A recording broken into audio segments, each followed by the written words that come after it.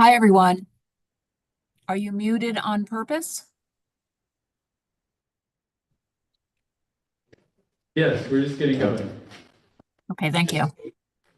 So we're starting now. Welcome everyone to this meeting of the Kingston Common Council Finance Committee with many assorted members here for our final budget session for this year. A number of things to discuss.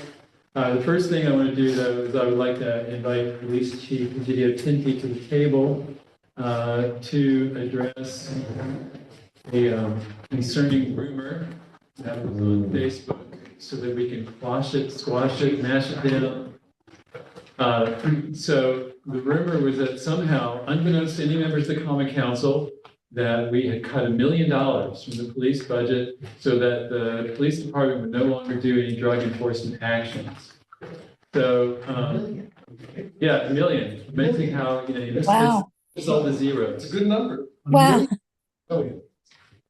So I've asked Chief Tinti to come in and remind us, well, first to rebut this issue and then answer any questions folks may have. Absolutely. So the sheet that we use to go through the highs and lows and pluses and minuses, I couldn't find $1 million. I tried, I did, I looked for it, I couldn't find it. You get it back. Some next page. Yeah. It's in invisible ink. So clearly whoever wrote it, the rumor or whatever, is incorrect. We are making some changes down to the department. We do have a number, we're graduating a number of 4 of them specifically in December. And we're going to be putting them through field training, plus a shift changeover, which normally happens every year in January. Mm-hmm. As part of that, we're moving one of the detectives over to cover that vacancy that we currently have, plus schedule for promotions in December. So I don't want anyone here, whether it's online, whether it's here at the table, to think that we are not answering the call anytime that we have any type of investigation necessary. So whoever's saying it, they need to stop. I encourage anyone who has any questions out there to call my office, 943-5766, 943-5766. I'd be happy to talk to you about it. But I don't, anything that's out there clearly is not correct. John got a smirk on his face. I would never, ever think about leaving a void in the city. I know it says, it mentioned something about other agencies handling investigations. That's not the case. We do rely on other agencies to help us out, clearly with big investigations, the state police, BCI. But that's always been the case. That's always been the case, yeah. We're not turning anything over. That's not the case. We have very highly trained staff. They're very in tune with the city. And when something happens, everybody comes in. So I find it comical, to be honest with you, that there are rumors out there that people don't call me to address. And it spreads, right? You've seen the posts where it just kind of got, no. Yeah, and then the thing is, people just begin to pile on, and they're all just going from that assumption that this information is correct. There was no citation of the source of the evidence. On Facebook? On Facebook. That is fascinating that it wasn't cited. Yeah, it was said. Right? Crazy. You would think normally there's like, a footnote and all your sources are listed on Again, Facebook. without really kind of making this a longer meeting than necessary, I am exploring the possibility of using different methodologies, proven methodologies, to do different types of responses to situations. Mhm. As we all know, there are locations in Kingston that can be problematic. Mhm. So in law enforcement, through crime analysis, we normally look at hot places and hot people. Mhm. Evidence-based policing, intelligence-based policing, those are all things that we've grown to accept as documented and well-supported ways to look into situations and then properly respond to them.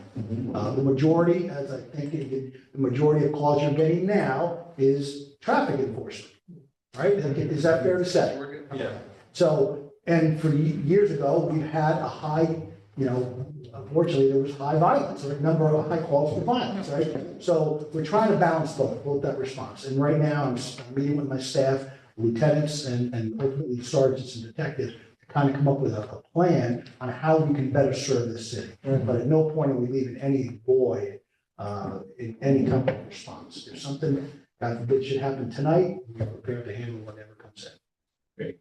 Any questions? No, it's wonderful to know. I received a text and it was about, the mayor of the comptroller stripping $1 million. This is what you're talking about? So I'm very happy to say it's not to report back if they're not online now, what this is about. I said, we didn't hear anything, we didn't vote on this, so it's not true, but let me follow up anyway. I understand. And get back to you facts. I understand it's easy, and the fact, a fact is, I am always looking into ways to do things better, right? And we use this it's a common response when we look at the use of force or how an officer handles himself or herself at a call, a good, better, best approach. Well, we're doing a good job. Yeah, is there a way to do a better job? Okay, let's look at that. Well, what does that require? Does it require additional budgets? Does that require additional manpower? Does that require additional equipment? And within that, that's what we have to design a response to. You know, for a long time, the majority of the calls, as I mentioned, were of violence, high violence, shootings and assaults and so on. We have right now a deferred focus, focused deterrence response to intimate partner violence in the city that we now are using as a model throughout the state. We'd like to see if that model also fits when it comes to assaults on a criminal level, not just in domestic violence or intimate partner violence response. So that's what we're looking at. We've been doing evidence-based policing since before the GIVE program, it was called Impact. And now we're trying to explore the possibilities of drilling down. We didn't have the capability now that we did back then. Our capability now, I think, is that our crime analysis centers, the technology we have at our fingertips is greater than it has ever been before. License plate readers, cameras, just communication amongst agencies has changed so much that all that information is being fed. We just got to be able to draw it out. So again, I'm making a long meeting. I apologize. I appreciate the opportunity to kind of address it. Please, if there's any questions, call me. Either you have your cell phone, my cell phone. If you don't, I'll give it to you. If not, call my office or have the residents, constituents call my office. I'd be happy to share what I can with them. But we are always looking to see how we can do things better. You know, the fact is that there's, you know, drug use in Kingston, right? There's enforcement efforts both in response by making arrests and by getting treatment for the individuals that need that help. We're trying to do, and we work closely with the sheriff's office and the state police whenever we have to and whenever they can. And I think can't argue, right? We've been pretty successful. We can make it Yeah, we're never going to get to zero crime. I don't think we'll ever get there. I hope we do one day, but I just don't think that's possible. And if you look at our crime statistics, when I started in '92, we were in the Part 1 reported UCR, Uniform Crime Reports reported, close to the high 1500s. Now we're well below that. The majority of those are larcenies. And the majority of those are due to people not locking their cars, right? So, but, question? Michelle? Yeah, hi, Chief. Thanks for coming in. So I had received calls and texts too over the weekend. I didn't want to bother you over the weekend, so I asked Rennie to ask you to come tonight just because I thought it best that we get anything tamped down that needs to be tamped down right away. But I just wanted to ask, is Urgent coming back into the city? Because that was also part of the information I was told. And that Urgent currently works within the city. They do. They've done a number of investigations. Yeah, they operate. We're not currently partnered with them. We're partnered with the town of Ulster. Right. But Urgent does. I mean, they have jurisdiction anywhere in Ulster County. Okay. All right. Thank you. Any other questions, comments? John? This is a good time to point out that the budget before the council right now adds $1.5 million additional resources to the police department. Maybe that's the mistake. Oh, yeah. Good. It's a basic math subtraction. It gets confusing. Listen, the truth, you know, listen, if you said to me, we found extra funding and we're going to give you $2 million, you hire who you need to hire, you get the equipment you're going to get. Absolutely. Can we do more? Yes, we can be that much better at our job. But like I said, good, better, best. We're doing a good job. I think we are. with the resources and the time and everything else, we're doing a good job. We're trying to balance community service with enforcement. That's what we're trying to do, right? At the end of the day, it's the same 73 cops that serve the city day in, day out, right? We're trying to make those relations so that people continue to abide by the laws without having that punishment follow them around. We don't want that. It shouldn't be, hopefully, the education and warning is enough. But at the end of the day, we do have individuals that come into town that necessitate a higher level of response. What's the best way to do that? Look at it. That's what we're trying to do. And with the changes in the department, as far as new manpower coming on, we're looking to see what is the most effective use of that manpower. The other piece of this is that we're adding $1.149 million in technology that we got through the state grant. That technology opens tremendous number of opportunities for us, not only computer software and hardware, but also the possibility of other equipment that I don't even know what's out there yet. We've never received that amount of money where we can look and say, you know what, we need one of these. Okay, let's look at it, see if it applies to us. But as serving the city instead of, serving other municipalities like the county and town and village, it is unique in the city of Kingston. As county seat, we have our challenges. So all those have to be considered when we make those changes. Yes. All right, thank you very much for coming in. We appreciate it. And we appreciate the work that you all do. We know that it's really difficult work for all the 73 members of your department, and we are constantly aware of the sacrifices that they make. Appreciate it. Thank you very much. Thank you. Thanks. The article on the Freeman. To further clarify that. Yeah, that will be another thing I can do about this tonight. Thank you, Brian. Yeah, because we certainly don't, I mean, it's scary if people hear something like that, they cut like that. So we want to make sure people are comfortable and confident in the services that we offer. Speaking of which, we have to pay for a lot of those services. So we're going to move now into the proper topic of tonight's meeting, which is our budget. And we will go through each of these items and discuss. Are you doing what was left over from the conversations we had? Well, I was thinking we would do that. We have to go through each item with the committee report. Sure. You want me just to, I'll give a rundown on the committee reports? Yeah, let's start there. Just first question is on the tax cap legislation. Do we need to do anything with that? No, well, There's a second the reading. second reading will happen at the December 3rd meeting. Okay. And then the vote will take place, which I don't know if you guys were told, but it does need a supermajority vote. Yes. That you were told that? Yeah, it's in the legislation. So that will be December 3, and we'll just do that first. Okay. So we need nothing tonight, right? Nothing All there. right. So I have a total of 8, I believe it is, committee reports. In addition to the committee report for any changes that the council decides to make to the budget. So, and I tried to put these in order. I think they should be passed by the council only in that some committee reports or some actions, if we took them out of order, they could affect previously adopted resolutions. So in order, the first one would be the fee schedule. The second report would be the capital plan. Third report would be the general fund budget expenditures. Fourth would be the amount to be raised by taxes. The fifth would be the base proportion ratios for our assessor. Sixth would be the sewer fund budget. Seventh would be the sewer rate. Eighth would be the debt service fund budget. We haven't done it before, but it's recommended we do that as well. The transfers to the debt service fund are part of the general fund budget. This would be the outflow of those monies out. So those are the 8.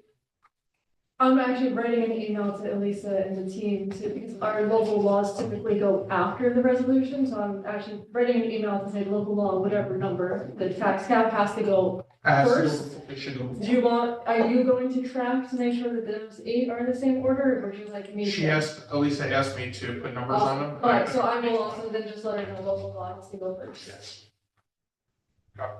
Thank you. Sure. So the The first item is the fee schedule. All right. Any discussion, questions, issues relating to the fee schedule? There were some changes. If we, and this is really not, if we need to amend that mid-year, how horrible is that process? Not horrible We've done It's it. worth at all. it. And I just think about that because I know there's some issues that we're talking about that could affect it. Yeah, it's an easy resolution. There's no local laws, just an ordinance. So within about 6 weeks. Yes. Quick for government. Very good. All right, so the first item reads, description, approved 2025 fee schedule as per attached. Estimated financial impact is zilchio dollars.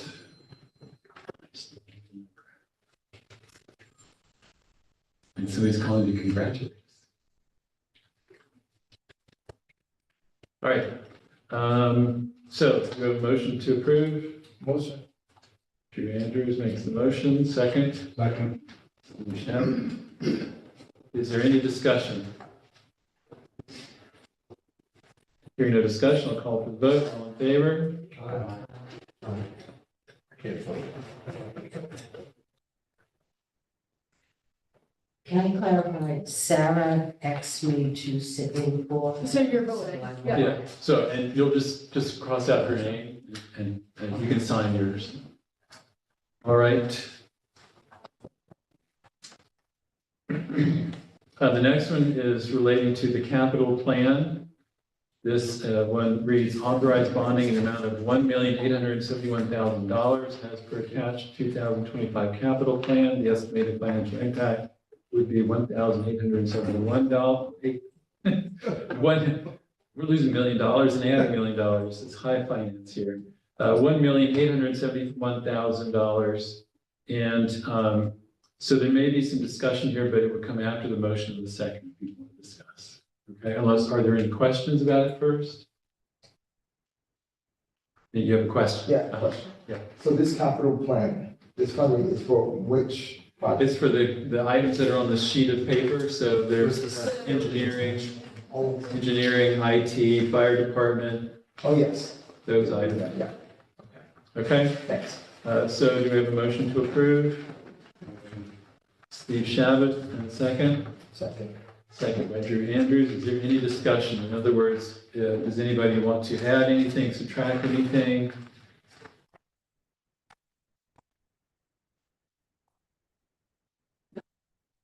No. Okay. Going once, going. In that case, I will call for the vote. All in favor? Aye. Anyone opposed? Passes unanimously.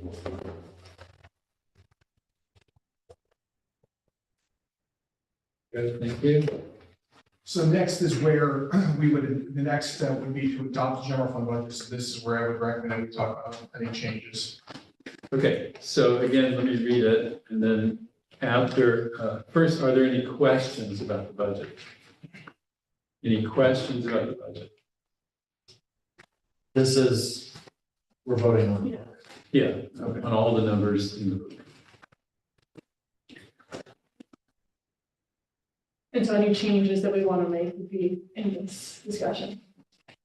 Would that include what I'm trying to propose? Yeah. The community engagement fund? Yes. Those numbers wouldn't be in this, but that will be part of the discussion, right? So the committee report will read with the mayor's recommended budget number, and then What is we'll, that? there's changes right after this. Yeah. Okay. Which you can amend it. You'd be the only person who like it. This time government resolution. Okay, this report reads, this third report, approved the 2025 general fund budget with expenditures of $59,846,212. Estimated financial impact is zero. Here, do we have a motion to approve? Steve Shabbat. Second?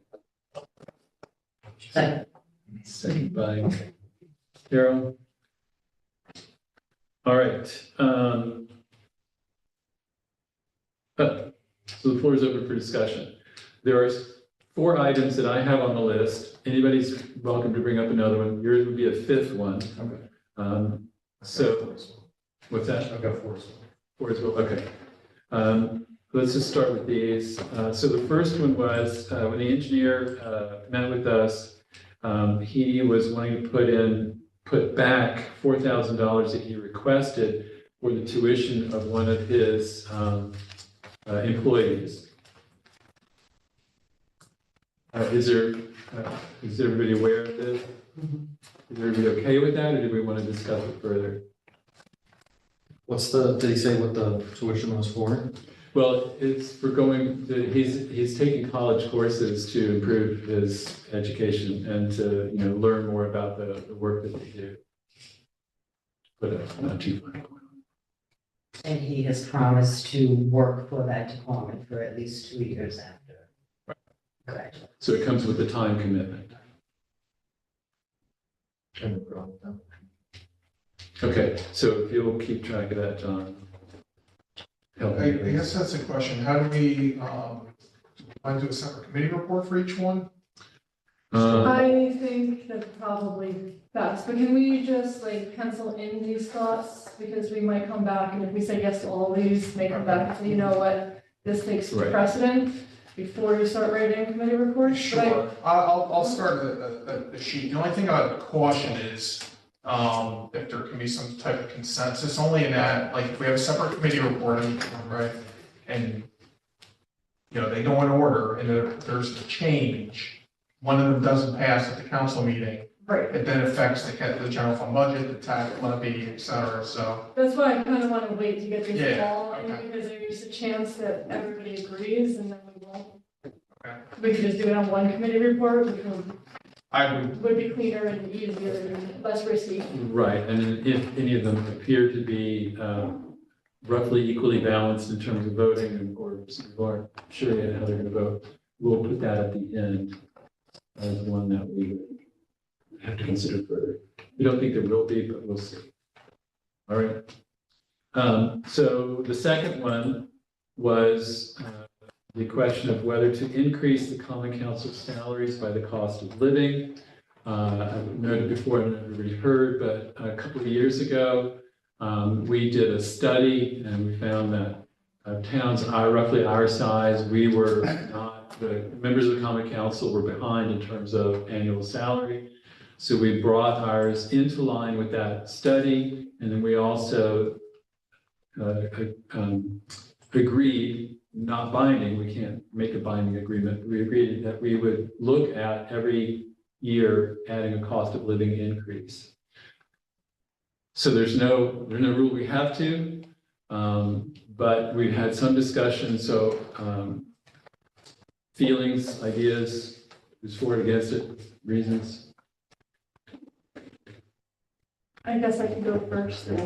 Go first. Somebody else wants to. I would be in favor of this. I mean, this was a few years, I think it was before COVID that we did that study, and then opted not to do it because of we weren't sure what was gonna happen after COVID, immediately after COVID. But just to, and I'm not digging anybody because I'm on this council too, but just to ensure that we always have good representation on this, I think, we've done a really, really good job of upping salaries to cost of living in all the departments. We've upped the salary for the mayor for this exact reason, and I know that it's not politically kind on ourselves to give ourselves raises, which I think is one of the reasons why we've been hesitant to do so. And so I'm kind of putting myself out there and saying the opposite, but I think if we want to keep attracting good people to run for office, and I just see where I work is not in Kingston anymore. So this is just an issue that a lot of municipalities have, it's just not upping the salaries. And really, it's not salary, it's stipend that we're getting. So I just think that, for the sake of future councils, that we should consider this. I would just point out too that this in effect would not be a raise. A raise would be moving beyond the cost of living. So this, what we're looking at is looking simply at keeping the current salary in line with the cost of living. And that would be a 3%. Cost of living is 3%. Well, depending on, there's different ways you can measure it, but, The way we calculated for mayors, was 2.5%. It was a 12-month, CPI. I'd have to look back. It may have been as of August, but there was like a 12-month cutoff. So we'd be talking roughly $2,500. Other comments? I would, Go ahead. I would say after giving it some thought, at first I was hesitant as well, because I'm like, what could we do to further support the community with those dollars? And this is also why I'm proposing this community initiative fund, because I'm using anything that I get for gas to visit, I'm using it for paper, for printer, every dollar I have. And then beyond that, I'm using for everything, anything that I any stipend or whatever, I'm using sort of connecting to community, because I know it's very important to all of us. As the work we do, we're not doing it for money, obviously, but I do feel that, yeah, maybe we should get a bump to keep in mind with the cost of living. Michael Linsky. So I don't disagree with any of the points that either of you raised. This salary does not cover the cost of childcare, does not cover the cost of really being an alderman. But we are about to approve the largest tax increase in the city's history, and I think this is an appropriate time. I'm also against the mayor's increase, but I don't think that. We'll bring that up in a minute. But I don't think that we should be giving ourselves a raise at this point in time. Steve. Michelle. I expressed my opposition to not giving ourselves this cost of living increase, not a raise. I know what I do each month. I know what, I'm sure you guys are equal to, if not more.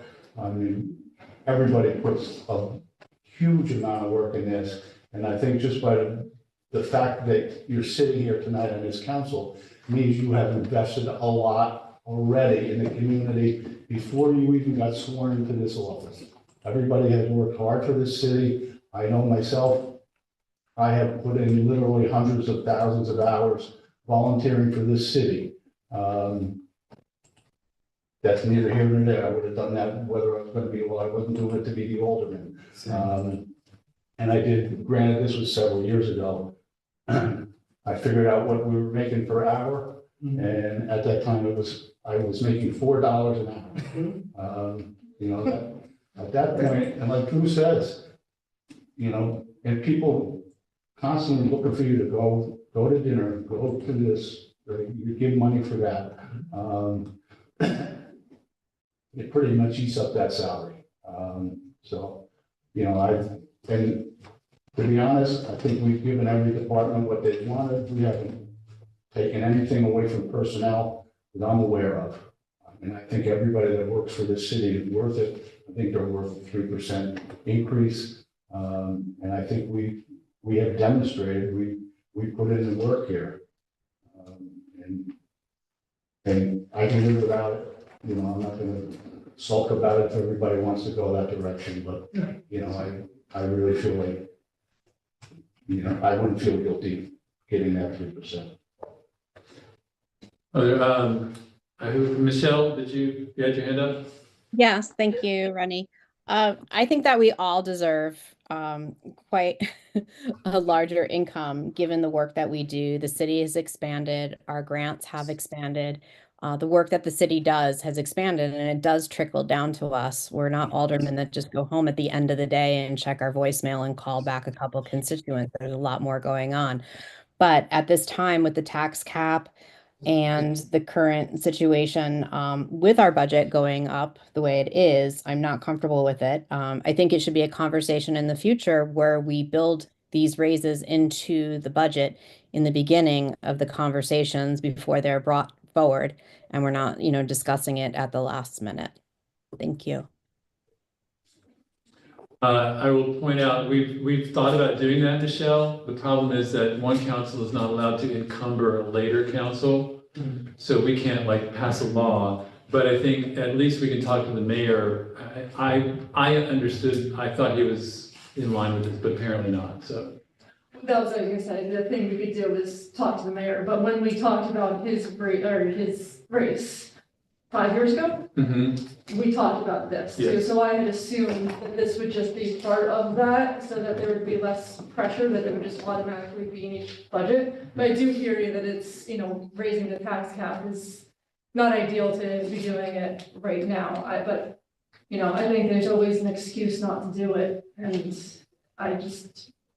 I'm still in favor of biting the bullet and doing it, but I wouldn't lose sleep or cry at all if it didn't happen either. No, because we'd already been doing that. I also did a little looking around at similarly sized municipalities and looked at what other older people were making and not making, but and it was significantly higher, even for populations that, say the city of Beacon is 11K. Of course, the mayor there only makes about 25,000. But Well, do they that's have the a, city manager. The city, I'm sorry, Yeah. yeah, So the the city mayor- manager, right, the mayor is just, just makes, the city manager makes significantly more than that. If you look at Poughkeepsie, which is, of course, got a larger, population, but if we come down somewhere in the middle, I think the 2.5% increase in the stipend is given all of the work, is reasonable. But I am very much aware of the optics of it. And, having said all of that, I can kind of go either way. I think it's. Yes, that's pretty much it. Bob? Do you have an opinion one way or the other? Whether you want to talk or not, you talk. I see the difficulty with doing it this year, and that troubles me. I would like to be able to do it for future people instead of for ourselves. So Bob is recommending a 138% raise. That's right. So, I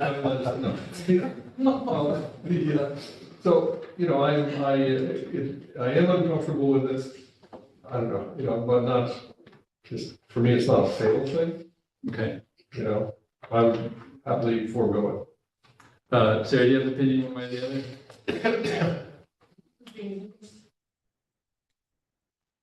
You're on mute. it. There's lights too. You're I would say that I agree that because of the tax cap, I've gotten so many emails from people who are very upset about it. And I think I would be happy to forego any cost of living increase. Even though, even as Drew and other people have said, I end up spending a lot of my own money, and most of the money that I spend on the city. I still think I would prefer not to do it this year, especially because of the tax cap. Great. Jean? Yeah, I kind of agree with Sarah. I was for it at first, but I'm thinking about it between the housing and everything that's going up. We did take this job as public servants to serve the public no matter what. I find myself that printing flyers and doing things within the community is getting quite expensive. But when I look at the whole picture with that, we're arguing over housing, we're arguing over all these little things. So I'm going to stand whichever way we go, it's fine. But I just know it's very expensive. I do the ward, drive the ward every day or walk the ward, and a cup of coffee here, this, that, and the other thing, it adds up. I'm on Social Security now. So, but I'm still here for the people of Ward 4. So, I'm kind of standing on both sides of that. Drew? I just want to make a comment because I do feel that we are all here for the community, and I feel we all stand on this middle ground that, look, we know how expensive things are and how much more expensive it might get going into the new year. To me, we have more work to do And I feel it's gonna further, our work is going to increase going into the new year with the new administration, and we don't know what's gonna happen. I just wanna be somewhat prepared. I mean, this is not gonna change any of our lives, whether we get it or not, but I would like to advocate for, let's do it now because we can't encumber the next administration, however that looks. If we can start at least making the case for ourselves, for the community. You know, I mean, you're on Social Security, I work for a nonprofit, I don't know what everybody else is doing, but I wanna stay out there. I need to print these papers, and I don't know if you know, ink costs so much money. No, it does. You know, printing costs a lot. Gas, I know it's fluctuating, but it's still costly. And when we're out there and our time, I'm up late night, like 2:30 in the morning, 3, doing the thing. And I don't complain, I don't wanna complain, I love the work, but I do feel that's deserved. You know, I do feel that that's deserved. If the majority says it's not a thing, then cool. It's not gonna kill me, I'm still gonna do the work as hard as I did it prior to getting that 2 point, whatever that percent, you know? But I do feel it's well deserved. 80 cents 80. after taxes. My own sense here is that because the overall cost is so low, the overall remuneration that we get so low, that any decision here is really going to be symbolic. And on that score, because it is symbolic, if we were full-time, if this were the only job that we had, I'd be thinking differently. But because this is largely a symbolic, what was the word, not salary? Stipend? Stipend, thank you. It's largely a symbolic stipend. My sense is that the symbolism here wins out over the material aspect. So I would be against an increase myself. So. That's against. Against, Against. yeah, I think that's how it comes down, yes? Against an increase. Yes. So, without holding an actual vote, unless somebody wants to push again to try to convince us to add this, I think we'll let it drop. Not advocating against it, because again, I kind of leaning this way, but I also didn't care that so much that I'm definitely not advocating for that. But I hope that this is considered next year. Again, I'm thinking of future councils and getting people who, you know, like Michael said, may need to pay childcare to be able to even be on this, whatever the reason, maybe they're not retired and, you know, they're losing some hours of work to be on here because they want to give back. By having the stipend so low, we are automatically cutting people out of serving this community. But I totally get the tax cap, like I completely agree with that. But I just hope this is the conversation that we can have, and maybe perhaps our lovely comptroller just make a note, and earlier in the season, this could just be in the budget for 2026. Here's a post. I think that's a conversation the common council really needs to have with the mayor directly. Yeah. If you all want, I can make a note for myself to do that. Oh, here's a For post. 2026? Here's a post we can use. Should I write it on the post-it? 26. 2026? Yeah. Jeannie? Yeah, I just want to say, I know that everybody here on our council, they volunteer in quiet ways. And, you know, I know it takes a toll on everyone, but, you know, everybody's eyes are on us, you know, and if we can't give as much as we can back to the city, you know, maybe we could compromise and maybe do some printing from the city. Maybe they'll let us do that or something, but you know, I really feel strongly about this with that we're the eyes and the ears of the city and people are watching us. And maybe they'll get their volunteer time by seeing how much work we all do volunteering within our community. That's, you know, that's it. Yes. All right. Good. Thank you for that discussion. Then there's also the issue of whether or not to increase the mayor's salary by the cost of living. So we'll open up that discussion. Michael, if you have an opinion? Same argument. We're elected officials. I think most of our constituents are not getting a 2.5 cost of living adjustment. I'm not disputing that the mayor does not make less than other mayors who probably do a lot less for their city. And I do think that Steve does a lot. And it's not about Steve, it's about the position. But again, I don't think I could look if I was in his position, I don't think I could look somebody in the eye and say, I got a $2,500 raise, well, your taxes went up 8.9%. Drew? Well, I was just gonna say, his raise would be a lot higher than 25. That's true. Yes, whatever his raise equates to. Just so you know, there's context. So when we did this comparison, we also, over the last several years, we had increased the mayor's salary by $5,000 a year to bring his salary up to what looked like it was commensurate with mayors at similar sized cities, not not city managers, but mayors who are full-time. So he's now the salary for the mayors in the general ballpark of other mayors with similar levels of duty. Go ahead. I'm just gonna say ditto. I'm gonna have to, support that. I feel that if it's across the board, because of the tax increase and levy being increased, I think that we should all just kind of stay where we are. It should be across the board. Okay.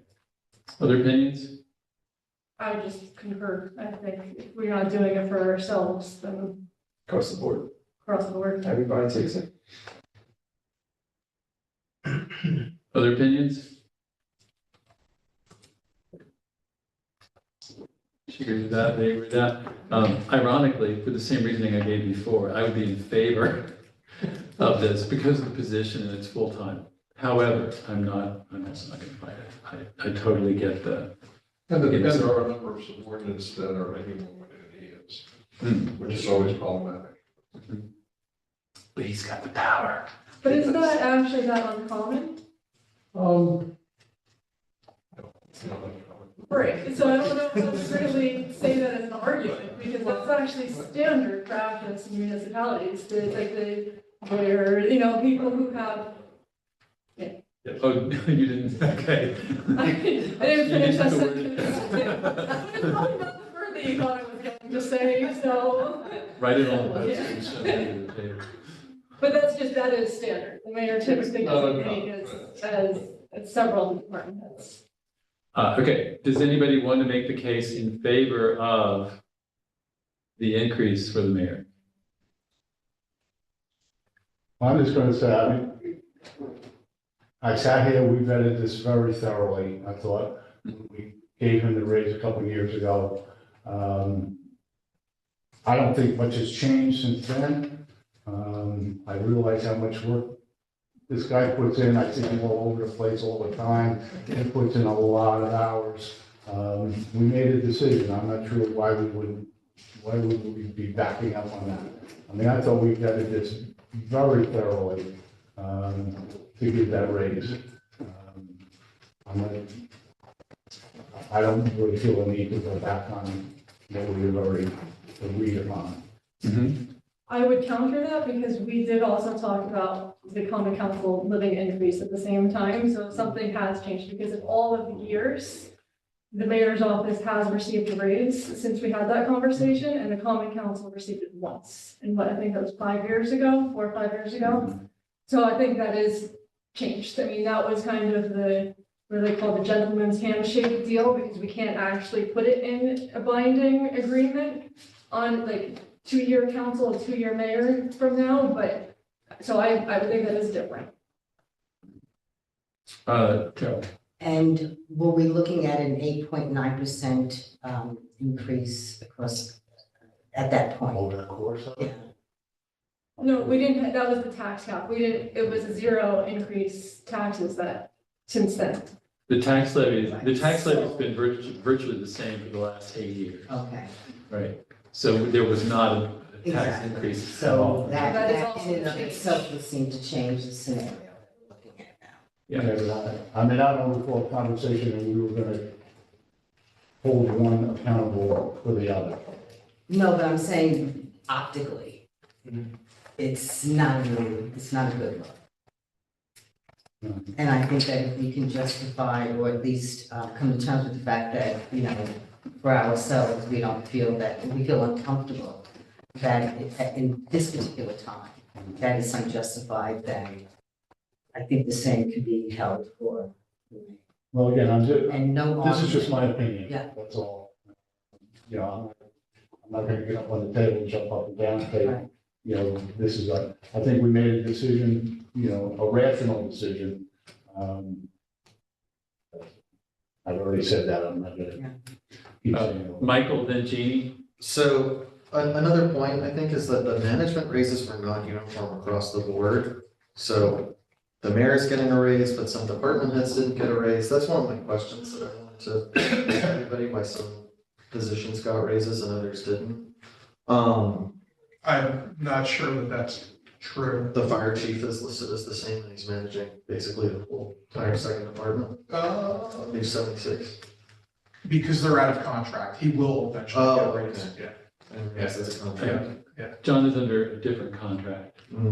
Okay. But all the non-aligned who are aligned with, well, non-aligned who manage CSEA did get an increase. Okay, and next that's a CSEA position. Yeah. All right, thank you. Sure. And was that increase based on a percentage? Yeah, I think it was 3.25. I can pull that up. And that was a result of collective bargaining.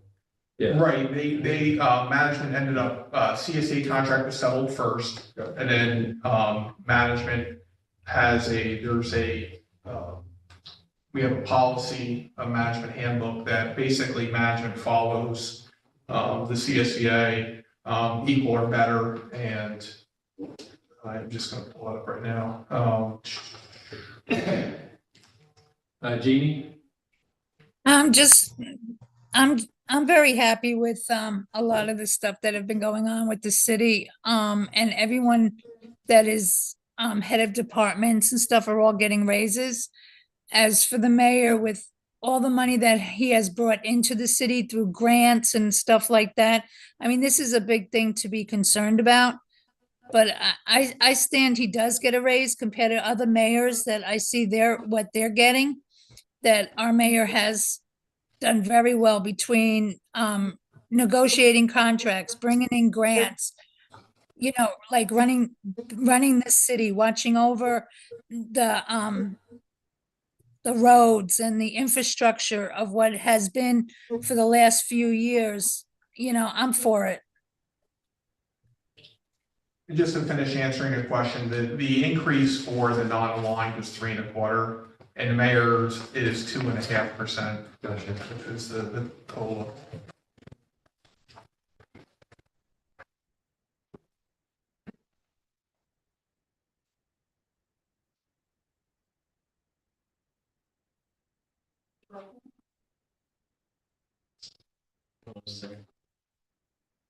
Oh, That's just the Zoom, we're good. okay, it's not Yeah.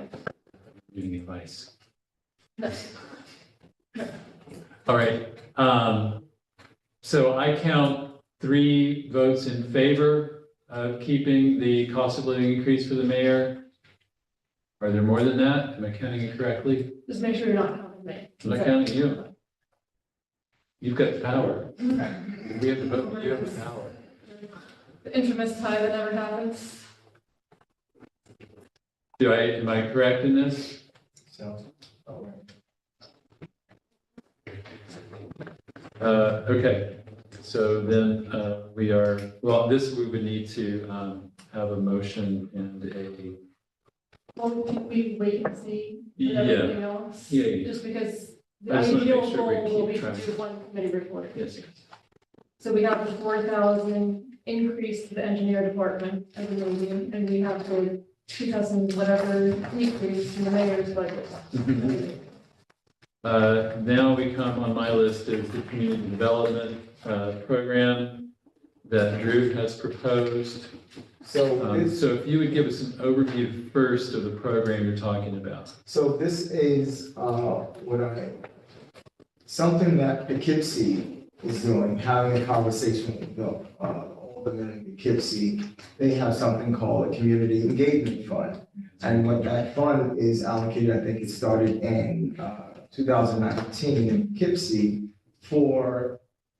it's an allocation for each ward to focus on initiatives that's initiated by community members.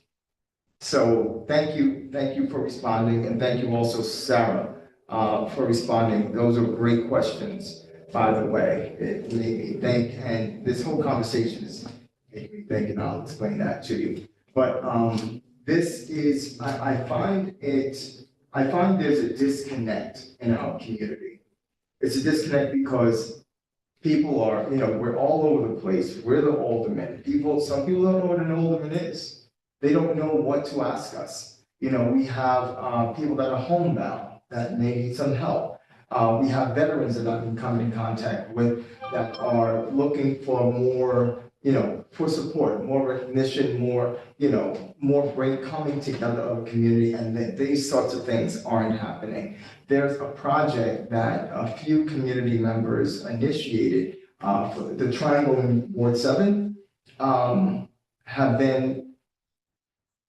Certain veterans feel that small park has been forgotten about. So community members are coming, they're taking their own initiatives, spending their own money to try to galvanize as many people within the community to take care of that space. I feel that that's something we should be doing. That's something I would like to do, and I would like to knock on doors and get us together and possibly have some support from the city to make this happen and to keep the connection. So those are the types of projects in the parks, because I feel, people are thinking about how disconnected we are from the city, the aldermen, and our residents.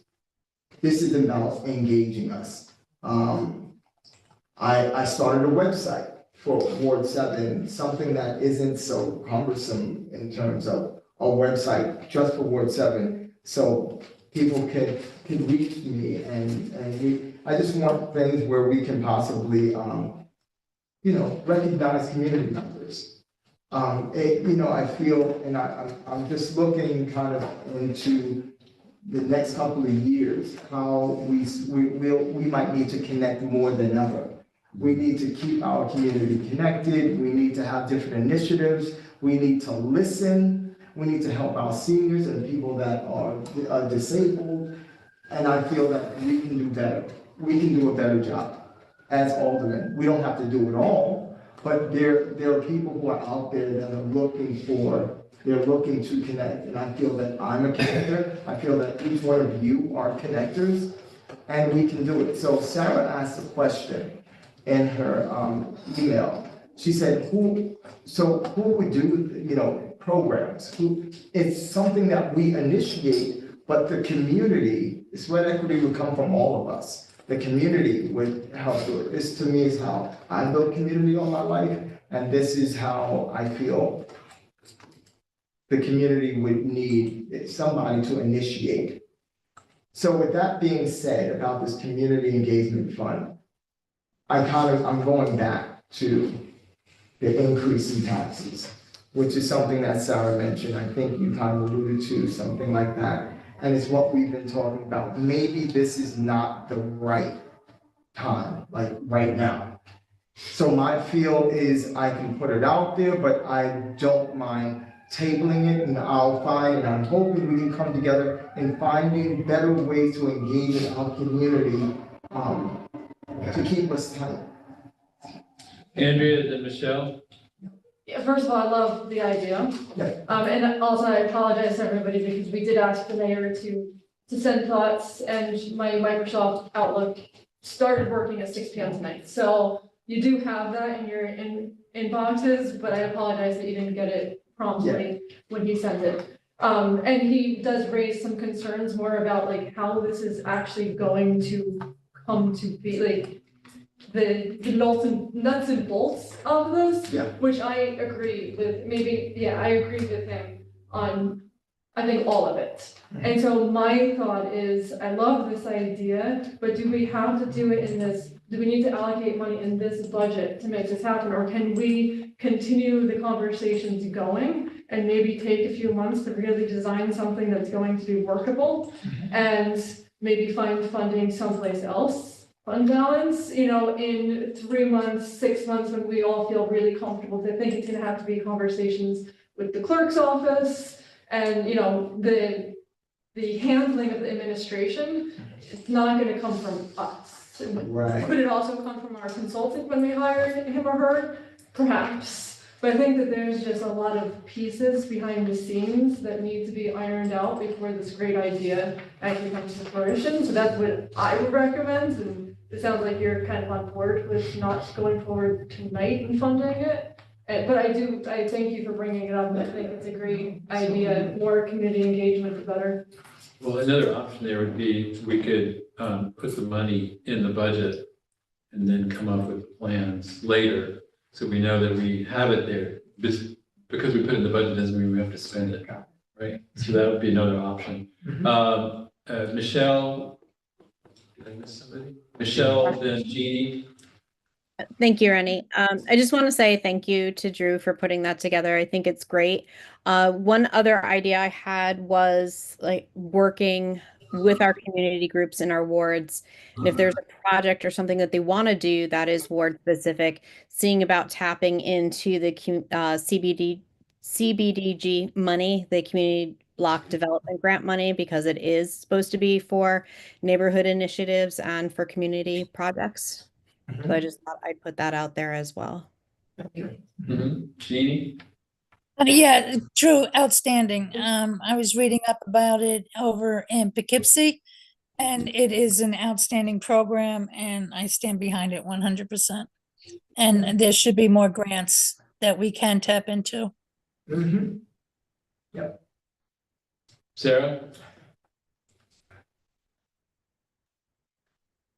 I don't know how to raise the hand function on my screen, but I wanted to say that Done, just do it. Okay. But I would say I agree with Andrea of not putting in the money this year and taking time to work out the plan, because I think there are a lot of logistical things that the mayor brought up. I also think we have some amazing nonprofits, here in Kingston that, I certainly am going to encourage my neighbors to support them, and they're doing work in the community, and then see what happens. So Drew, I like your idea, but I think it needs to be worked out before I would feel fully comfortable supporting it, especially now when, we have, so much money we have to spend in our budget and the tax cap being as high as it is. So that's my feeling. Thank you. Bob? I'm with Sarah. I think it's a good idea. I think having a structure around it is important. Procurement gets to be a problem. You don't want to run afoul of some of these rules that govern our operations. That's something with the mayor's address. Yeah, I think he's right. And I think it's a great idea. I think we should spend some time this year developing it into a program to be implemented. Do we want to put money in the budget to develop the plan? Steve? Yeah, I pretty much the same thing. I think it's a great idea. I think it's something we certainly want to do, but I'm less than comfortable that we really haven't developed this further and, got the nuts and bolts together. I would prefer we do that first, but I think it's a great idea. I can't imagine it's not doing this down the road. So I could assign this to committee too. So we could just continue this conversation at the next, whatever committee I assign it to. Carol and Michael. So if I understand this correctly, this would be an option in response to foregoing the increase that the common council was considering. That's what I initiated, yeah, in the beginning, right? So we don't do this, so let's put it back into the community. Yeah, that's what the idea was. But what everyone is saying is making sense. I think, I actually answered all of Sarah's, which I'll send to you. I sat down, it took me forever to type this stuff up, but I did it, and I'll send it to you just to have it for future conversation. And yes, I think we should continue further. So I'm a little skeptical of this program. I think it's a good idea. but I think it veers kind of dangerously close to member items. And that is something that requires strong guardrails, that I don't think the city right now has the staff capabilities to do. So that would be, because this, I think I love the idea of, us foregoing a raise to directly make it a grant system that we can access. I think that is okay, but I just think in the future, this could be something that could be easily abused if there's not, DASNY has to approve grants from the state that come from members. Like that is a very long process that takes an extremely long time to get through DASNY. And without that, it just makes me nervous that it could be abused. Not by any of us, but we make laws for the councils of the future.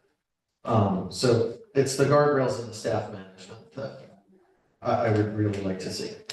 So what I hear is wide support for the program in general, but an interest in trying to design it further to create the program in all of its details, looking at possible ramifications, creating guardrails, to use the metaphor I brought up, and then not putting any money in the budget for it now. But then either, if we decide we've developed the most beautiful program ever, finding money somewhere later in the year, because it's not that much, we could just forego our entire salaries for it. And, or the next step would be to put it in the budget and make it an official program for next year. Am I Sounds about Am I reading the room correctly here? For year 2026. That's what I mean. Okay. Sorry. Next budget year. All right? Yes. Quick question. So what do we do? Do we set up a committee? Do we have a committee around that? Well, I will assign it to a committee. I will think about which one I want it to go to, which is the most appropriate one, and then that committee can discuss it. If that committee wants to do a subcommittee off of that, they could do that, but I think it has to go to committee first. Unless I do a special committee for it, but I don't think that's necessary for this. I think one of our standing committees could handle starting Just this. fill in the gaps as much as I can. So can you use the communication? Yeah, so I will put it on the agenda. Okay, so, And it's already, we've discussed it here and I will assign it. I have this email, so we're good. You don't have to do anything as of right now. I'm sure it's myself. All right, good. So those are the 4 items that were on my list. And Michael, you've got some things. Anybody else have items they want to discuss, bring up? Michael, the floor is yours.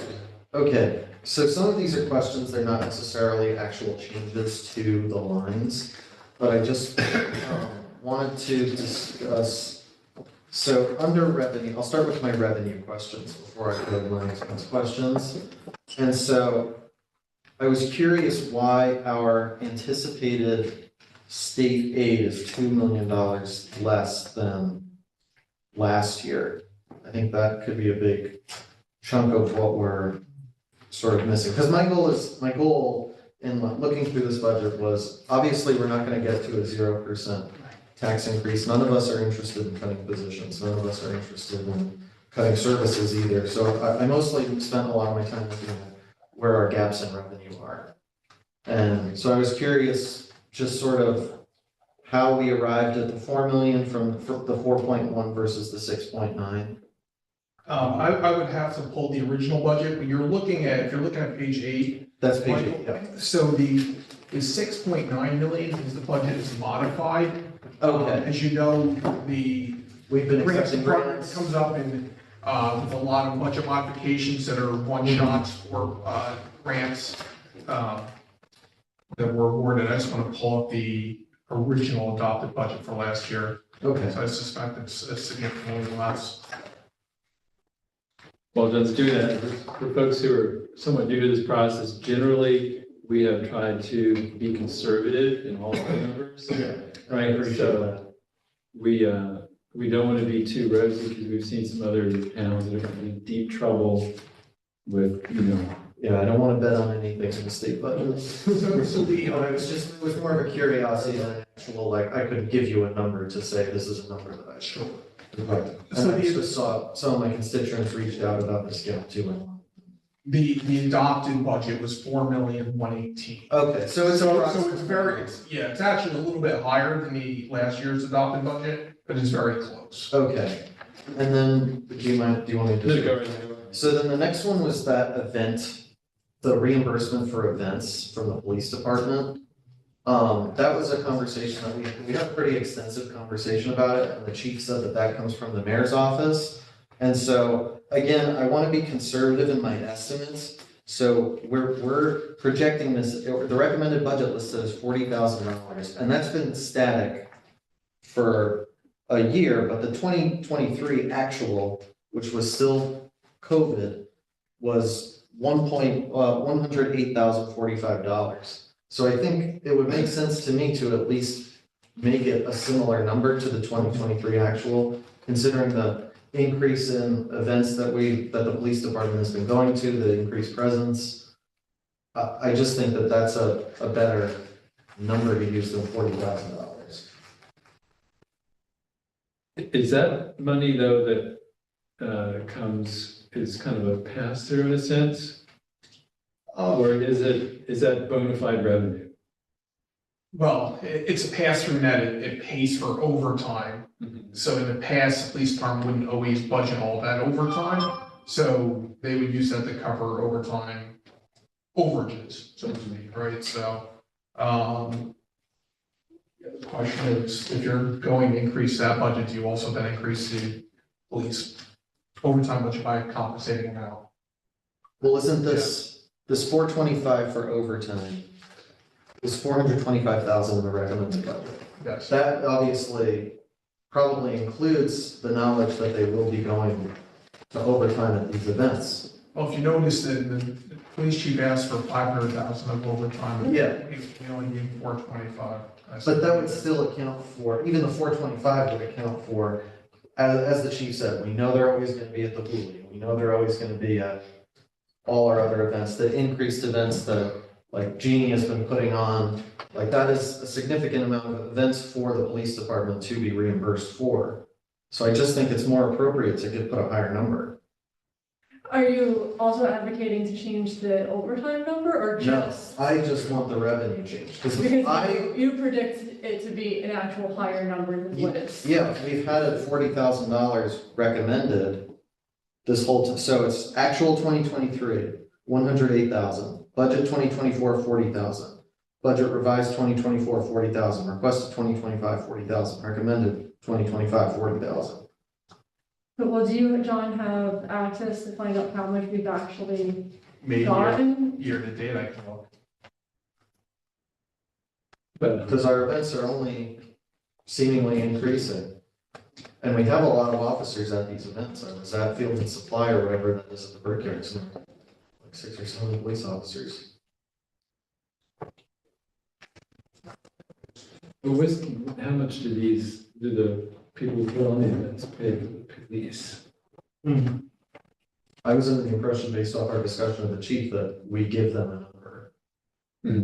So I don't know if that's all of it, but there is a budget for the event that the event pays for. So they have, the fee schedule includes a rate for police officers. On a year-to-date basis, we've brought in $9,000, $9,030. Last year was 108, the year before that was 2,000 or 20,160, so it's inconsistent. The year before that was 29,000, the year before that was 0. What year was 108? 23. 22 was only 20,000. And 21 was 29,000. The COVID year, 2000, 19 was 67,000. The year before that it was 6,400.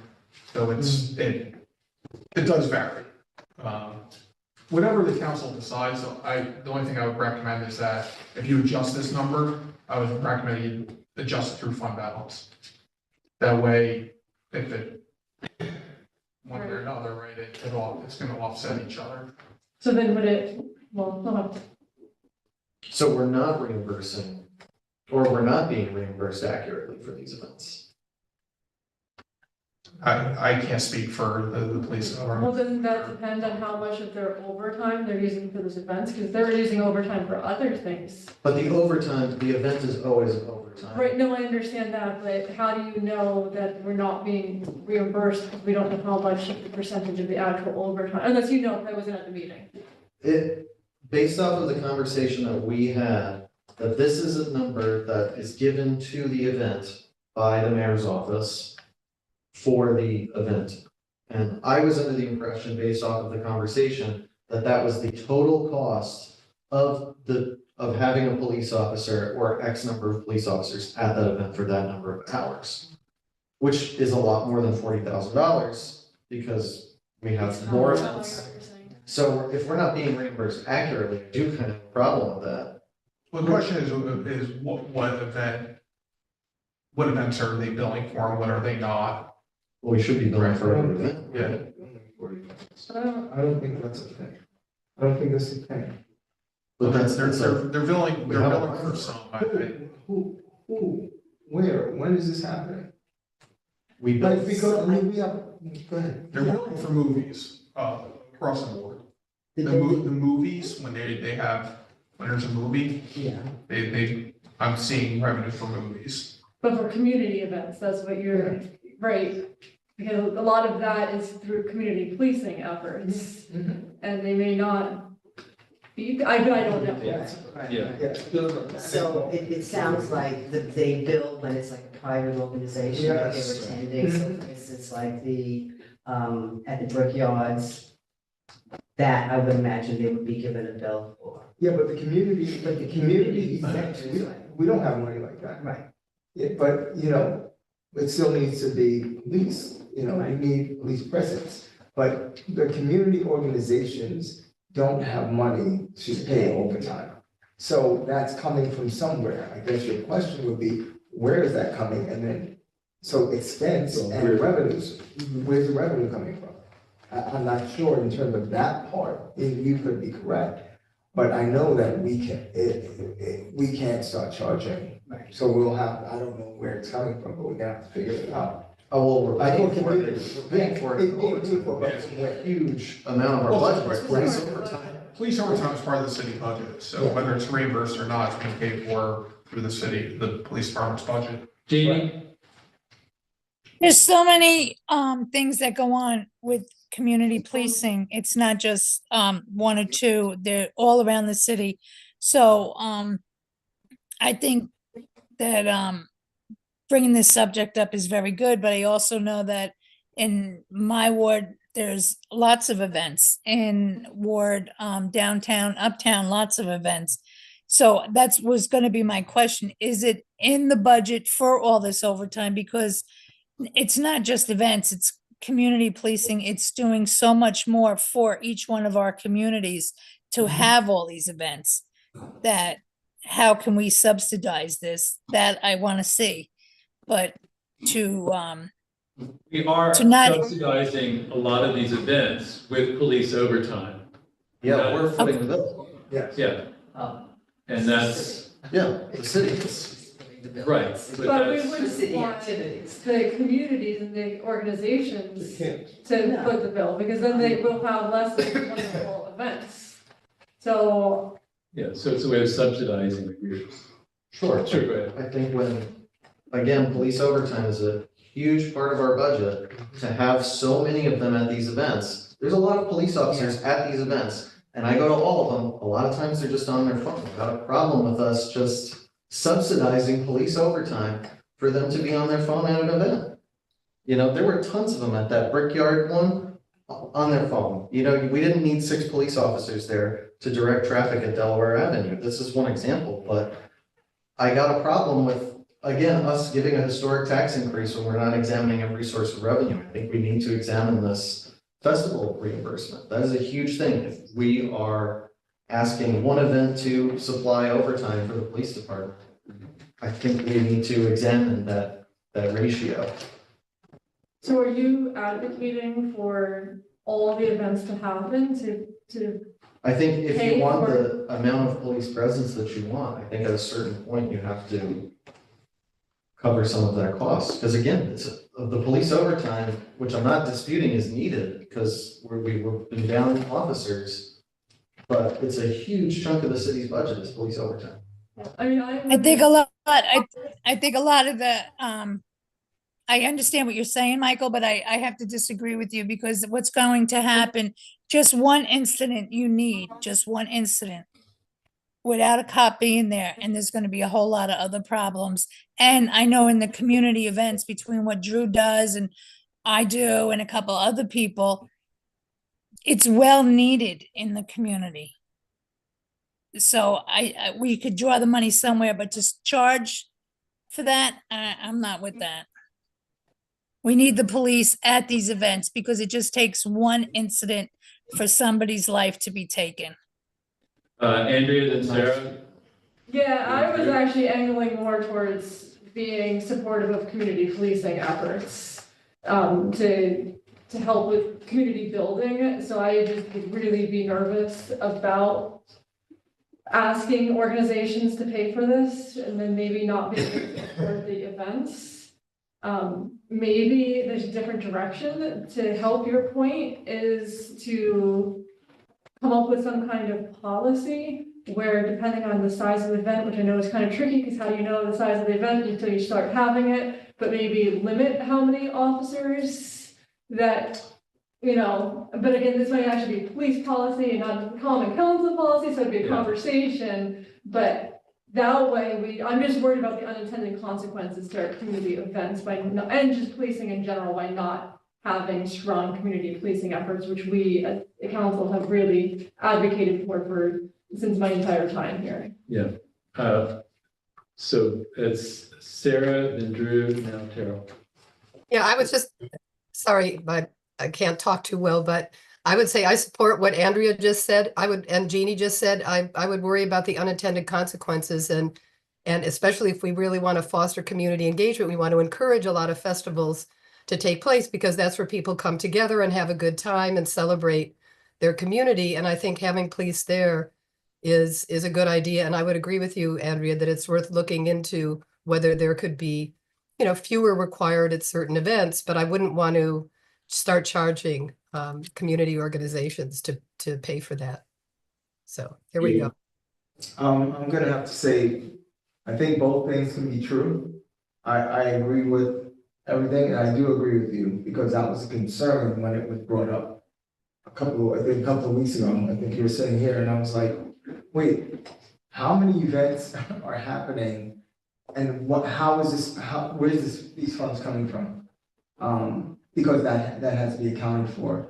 And what's the process? I think there should be some type of system or process. No, I don't think community organizations should pay, but there needs to be, we need to know what programs are happening in our community, what are the numbers, how many officers will we need? We can't just let things go willy-nilly. Certain programs we know are gonna happen every year, that should happen. And then we assess, and I'm sure there's a committee, is there? A committee that looks at programs and kind of assess certain, especially us in the community that I don't want to speak for the chief, but he did say that him and his team examine the calendar, see those events, like again, we know that there's always gonna be the Hooli, the Snowflake Festival, the Italian Festival, and that's where that comes in. And that's the events that I think we're talking about here, is that like Jeannie's Block Party is not one of those events. This is the event, the private events that attract thousands and thousands of people to specific areas of town that require, when we do the Snowflake Festival, they close off Wall Street. We need a police officer there. Mm-hmm. They close off North Front Street. They gotta put those things up. There has to be a police officer there to supervise. That's at least two right there. And the question of whether or not which event gets billed or what, that's really what I want to know. So we can accurately determine what. Yeah, because So, police and fire departments usually look to reduce overtime by hiring additional people. And so what have the staff levels been for the police department over the last, say, 3 years? Have they stayed static at 73? They're now at the number that is optimal. It's the lowest number that's optimal. In other words, we're good. Mm-hmm. Like he was saying earlier, you know, we could have more police and do more things. Right. But we're at the place now where in terms of the kind of crime we have, the amount that we have, we've got the right number of officers.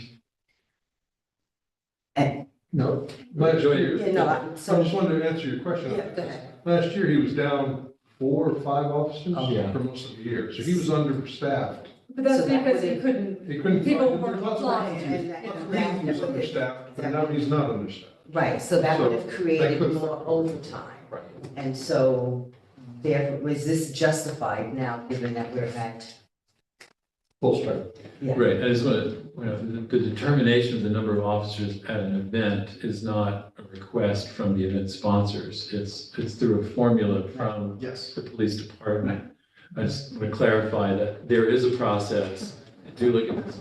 There is we do have some question about who is it that is required to pay for overtime and who is it that we subsidize, right? This is what this comes down to.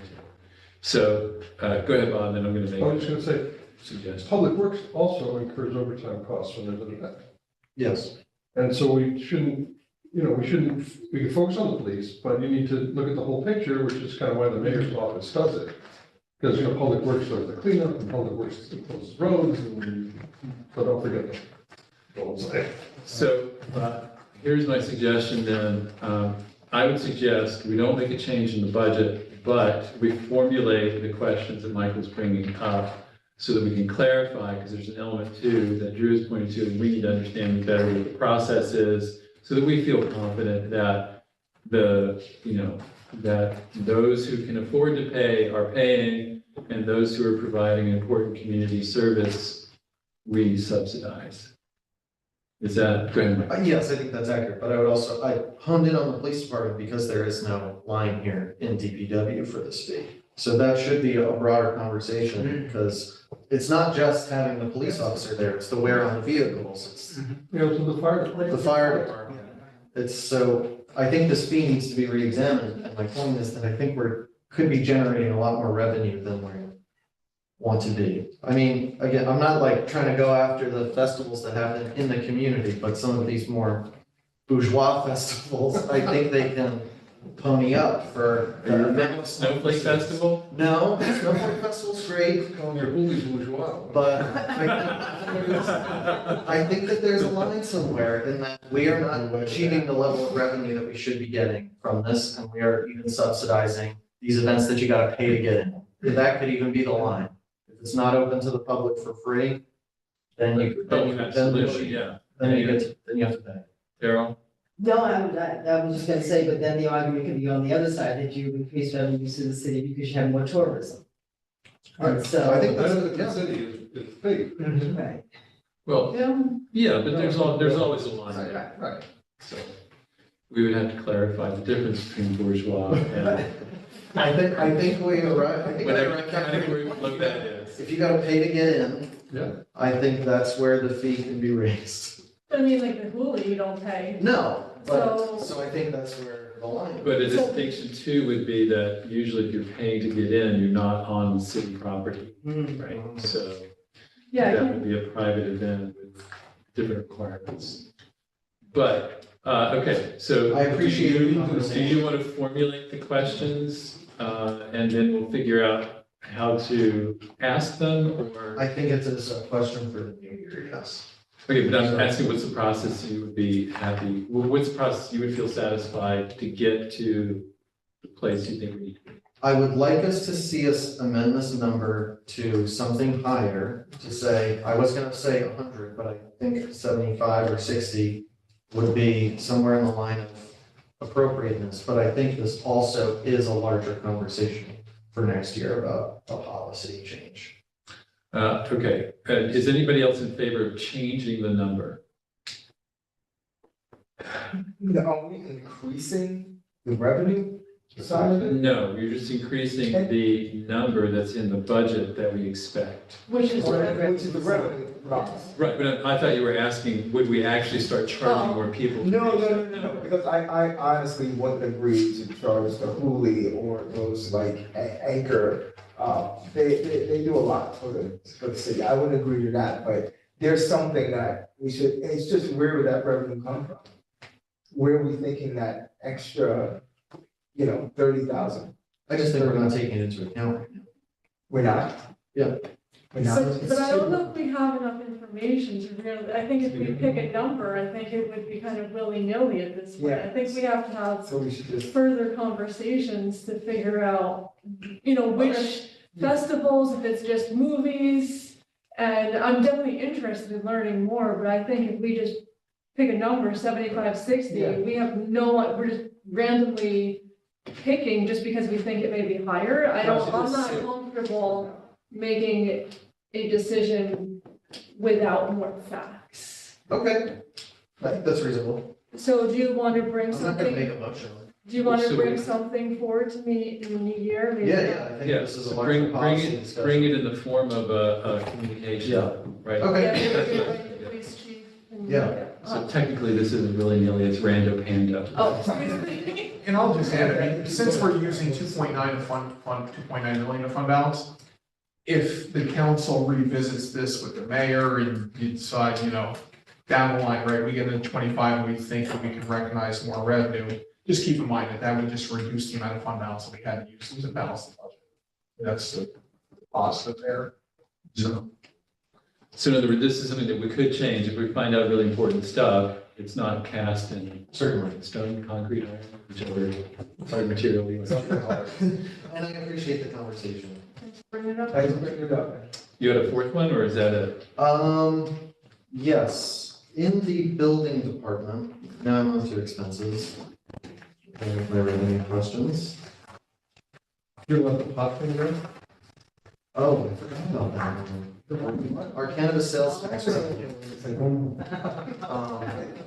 Again, I guess I don't have enough to back it up with an actual firm number. I think it's significantly lower than what it is. The county I think This it's budget- revenues.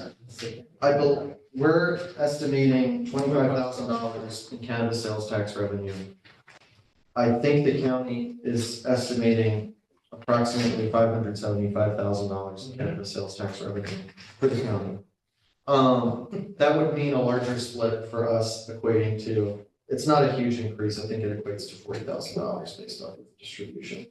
But again, to Andrea's point, I don't have a firm figure to back it up, so I'm willing to move on with that. John, do we actually have any revenue from that tax yet? Yeah, I mean, so far it's been pretty minimal, right? It is, yeah, I mean, year to date, we're at $8,900, so just, I'm gonna read the way this works, right? So, my note on, so basically, the way it works is that the 13% retail sales tax paid by retail consumers and collected by retailers will be allocated to both state and local governments. Of this 13%, 9% will go to the state, 4% will remain local. Of the 4%, assuming there is at least one city, town, or village in the county that has remained opted in for retail sales, 1% will go to the county in which the retail sales took place, and 3% will be split between the opted-in cities, towns, villages within the county in proportion to the sales of cannabis products by the retail dispensaries in those cities, towns, and villages. What I come up with is, it takes about $1 million in sales to make about $30,000 in revenue. So, yeah, that's kind of where we're at. So, And then it's a big question as to what the sales are going to be, right? the market then is understood as the whole county. So it doesn't matter how much we sell in the city of Kingston versus what they sell in Ellenville. It does matter. It does. It does matter. It does matter where the sales occur. Yeah, unlike other sales tax, it does matter. So this is $1 million of sales in the city of Kingston. We spent $1 million. To Okay. produce the 30. Yeah. All right. How many dispensaries? Yeah, you gotta. I don't need to. I can walk over to the Lucky Ladies over there at Five Corners. And then I can walk there and fly home. And I'm sorry, that was it. That was it? That was it. Okay. Thank you.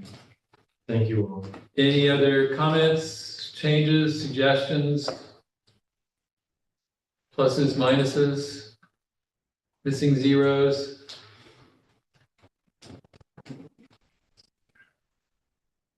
So then the adjustments that we've talked about are $4,000 in the engineer's budget, an addition, and then a subtraction in the mayor's salary budget. Those are the two. Does that track with what everybody else remembers? So then we need two Hoobie Doobies reports. Could we do it on one? Does everybody agree with moving forward that way? Yes. Adding 4,000, subtracting 2,500, is it? So that we could just do it on one committee report? You want to do it on one committee report? Just with John, could it be easier? Well, yeah, I mean, however you choose to do it, I was expecting there to be, you know, potentially more than two, so want to have, that's put on one. Do you have a strong poll as to what everyone is thinking on both? I'm okay with one. I thought. You mean, so that was, Two we those were agreed the to. straw polls. Yes, to adding 4,000 and subtracting Okay. the 2,500. So however, I mean, I was only saying one committee report for Yeah. your sanity, but it's, so it depends, it's totally up to you. It shouldn't matter to us. One less thing to vote on. But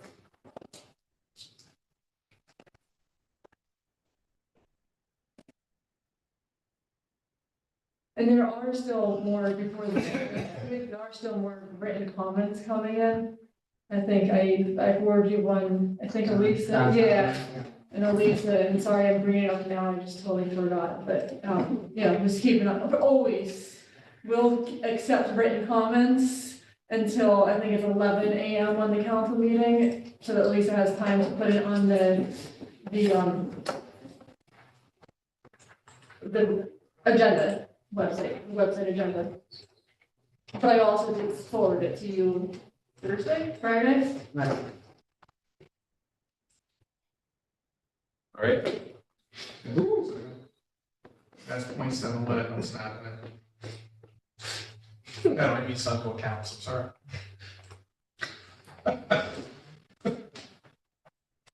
Only 0.5 million people up there.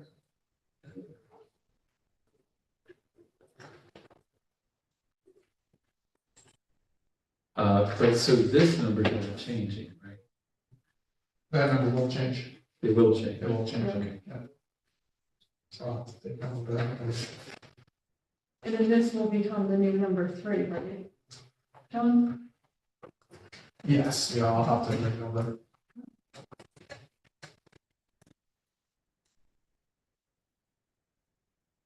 And you go, that was fun. Wait till we talk about the base proportions. Right, Dan? Can't wait. Peter Thiel actually pays money to go and sit and have this discussion in other communities.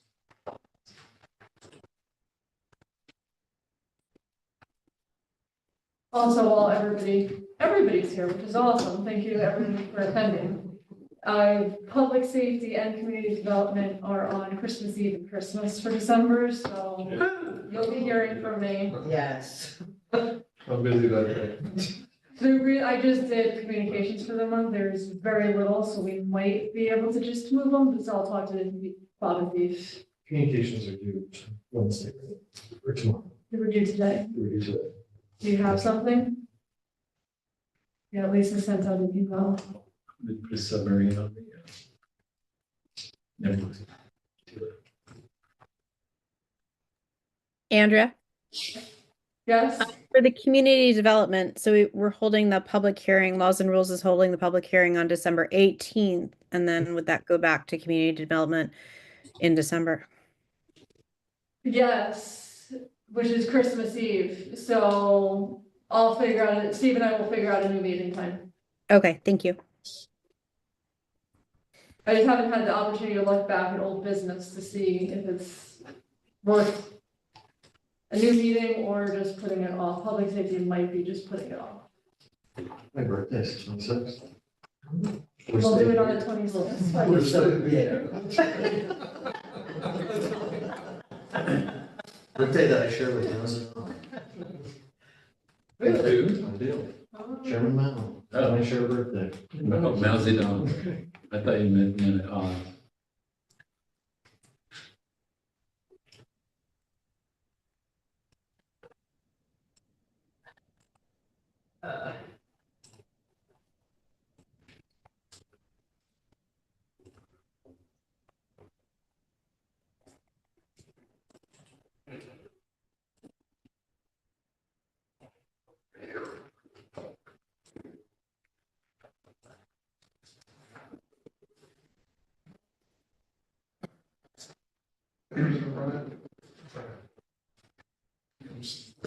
Oh, okay. Keep doing this. This one wearing glasses. Yeah, you need to. Pencils. Dangerous. This is as thick as you can even write with. Oh, really? I write very hard. Is that the 7 millimeter? So it's not. Yeah. I write so lightly, my I students look don't at- really write it, they like snap them all the time. They call me- Number 2 pencil. Yeah, we'll Or we need to get you a grease pencil. That's right, yeah. All right, so this report reads, adjust mayor's 2025 recommended budget as follows. Eliminate mayor's 2025 $2,500 raise. Gonna change that to COLA. Yes. Well, This is not 25. Yes, It's a COLA raise, it makes it a little, it's a little, however you want to word it. But just so you understand, the impact's more than $500 just because of the Percentage. FICA and retirement amount. Right. that's awesome.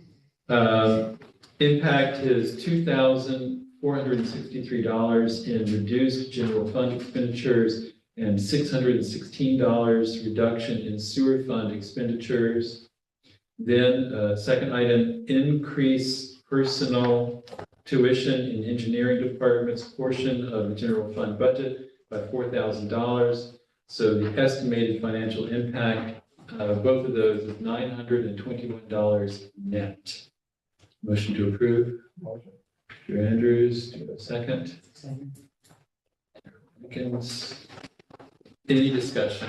I just want to point out, I think the 4,000 is a contractual obligation, is it not? It's not required, it's budget dependent.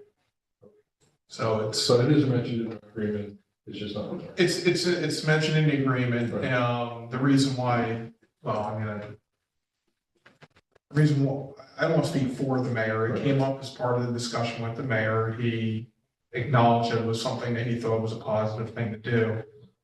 His concern was including, well, it's an optional item in the budget with, you know, when he's reducing personnel in other departments and raising taxes to include that. So. Any discussion here then? All right, we'll call for the vote. All in favor? Anyone opposed? These two changes passed unanimously.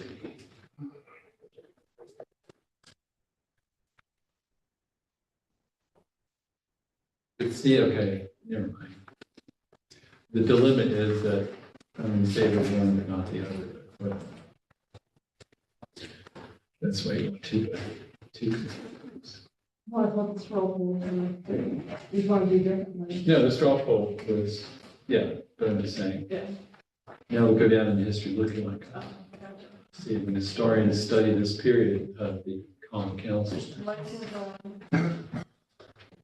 No, but my reputation would be ruined. Wait, you're changing this, aren't you? I just did. So you did? Yeah, so it's very similar to what it was. Oh, okay. Did you rewrite the whole thing? Or just No, erase it? I just erased it. There you go, that's a part. That's a good eraser you've got then. All right. Count, yeah. Okay. Great quality. Yeah, we're talking about zebras. It's not the four-legged animal. All right, so this report reads, approve the 2025 general fund budget with expenditures of $59,847,749. The estimated financial impact not applicable here. Previous number was, motion was by Steve Shabbat, second by Carol Micken. You still good with that? You good with seconding it? Okay, do we have any discussion about this number? Hearing no discussion, I'll call for the vote. All in favor? Aye. Anyone opposed? Passes unanimously.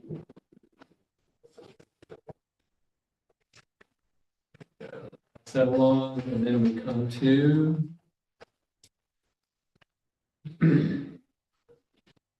so this is the levy, right? Yes. Tax levy, otherwise known as AKA. Should be another here. I don't know if we've ever put it there, I mean, This report reads approved $19,562,582 as the amount to be raised by taxes in the 2025 budget. Just to clarify, anybody who's wondering, this is the same thing as the tax levy. So this is the number that had remained virtually the same for the last 8 years. We're changing it this year. All right, everybody clear on that? Say that again, it's stated so how long, the last 8 years, and I think it's 7 years. it went up by the 2%, or roughly 2% last year, and now this is, yeah. But that was the first time in like 6 or 7 years, I'd have to go back and check, but, Okay. and what is the percentages going up by now? 8.9. 8.9. So the local law that we passed, or we had the first reading, Allowed us to. allows us to do this, but they are two separate asks of the council, so we have to approve. Or we have to vote on. Do you have a question? Or I have a discussion? question. Ask a question. And so with this number that we have set aside some of the fund balance to cover some of this budget, we'll be in compliance with our fund balance policy, or will we still be over our fund balance policy? We measure the fund balance annually, so, the next measurement period would be when our state report is filed in May 2025. Okay, So, it's hard to, as of right now, we are in compliance with our fund balance policy. gotcha. And we're over, the 20% fund balance. I've kind of reported to the council and the finance committee, part of our, monthly financial updates. Certainly 2024 is tracking much tighter than it has. So, I do think there's gonna be some pressure on the city with, using this number of fund balance. In addition to, what we're experiencing this year. Long term, I don't think that the $2.9 million number is a long-term sustainable number. I'd like to see this, the city get that number down, and leave a lower amount to appropriate to balance the budget. But for this season, I think we'll be okay. All right. Thank you, I appreciate it. Sure. All right, then do we have a motion to approve? Motion. Motion by Michael Tierney, second. Second. Drew Andrews. Any discussion of this number? Well, did everybody receive the letter from Don Collier? Mm-hmm. And we're not moved by that. How would you suggest, and I'm always moved by anybody who has thoughts on what we do, but what would we do to make his wishes come true? I mean, we have to get rid of the fire, Well, the that ambulance. was a question I have. So there's no revenue side of the ambulance? Well, there is, I mean, well, I don't know if I would say I mean, we're getting the insurance. Well, it's the revenue, and we budgeted $1.5 million of insurance reimbursements. 5 million of insurance reimbursement for ambulance.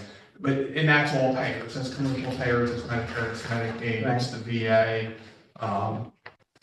That's all payer types, but, you know, if we look at the budget, see, the ambulance does not run, it runs at a deficit, right?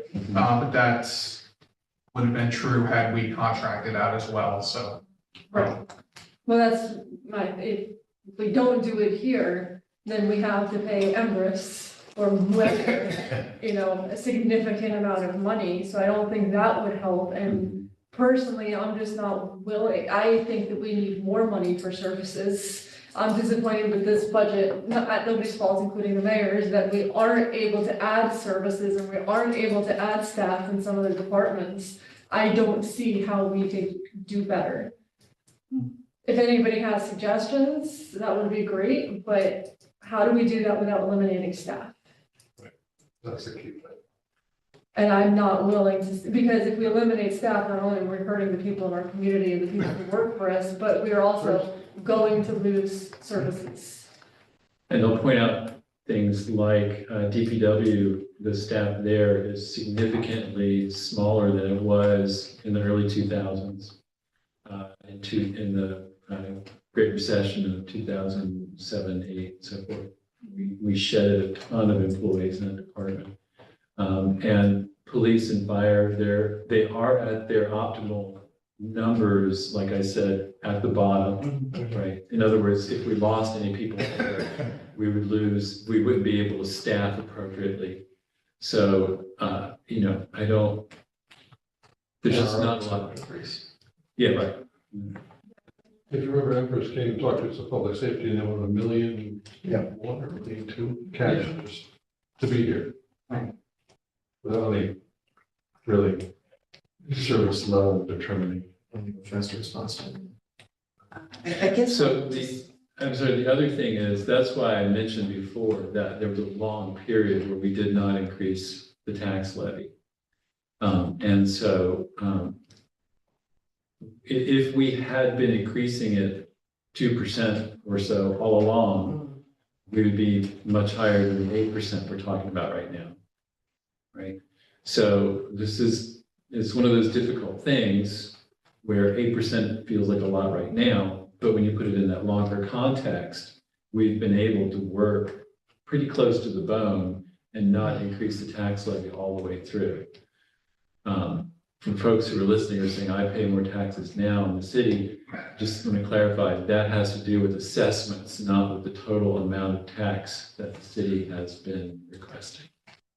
So, yeah. Right, and kind of going off what Rennie said, if we had been increasing the taxes at 2% the last 6 years, or we did last year, but the 6 years previous, we may not be in this situation. However, hindsight is beautiful and there's nothing we could do about that. I just, like I said, I wish I could give him his wishes, but not only for Don, because I like Don, but also like for the whole city as a whole. But I just can't see how we could do it without cutting staff, which would cut services, and I can't stand behind that personally. And every other town in Ulster County is also piercing the tax cap. Well, they're struggling, I mean, they're all struggling with the ambulance. Yeah. Right. Just keep in mind too, the city, you know, our portion of the tax bill is a small portion of the tax bill that our residents see. So, you know, it depends on, you know, the assessment, et cetera, but you're looking at roughly a quarter of the tax bill is the city portion. Next, you have the school bill. I'm talking the combined tax, right? It's the school bill, the county bill, and the city bill. For your total tax For your responsibility. total tax responsibility. The impact of this is, you know, for a property that's assessed at $250,000, just to kind of throw out an average number, it's about $20 a month is what $20 a month. this budget would do. Mhm.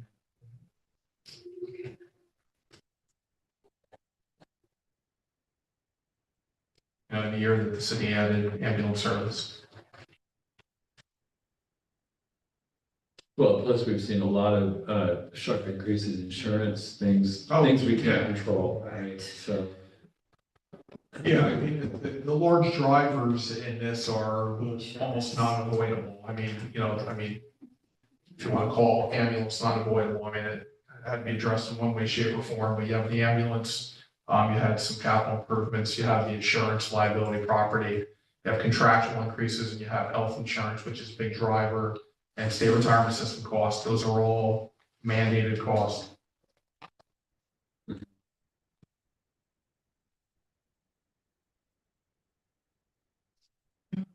good then?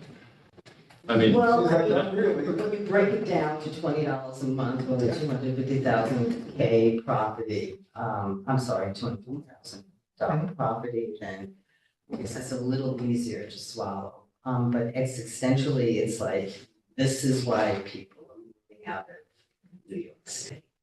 Because of the constant increase in taxes, and they can go to the lesser cost municipalities down south or wherever. And I mean, I'm hearing from constituents all the time, I can't afford to live here anymore. So even though we say it's $20 here, but that $20 will get passed on. Let's say you're renting an apartment building or a unit, that's going to get passed on to the renters. And so while I understand that a lot of it is unavoidable and these are, vital services, I do at some point appreciate, we're going to run out of other people's money. Yeah, I just want to add to that, $240 for somebody on a fixed income means they're taking money out of some of their healthcare, their medications, purchasing less food. I mean, it does affect people, even if it seems small to others. we're painfully aware of what this means. Anytime we talk about increasing the costs to the people in the city, the difficult thing is dealing with the situation that you're given.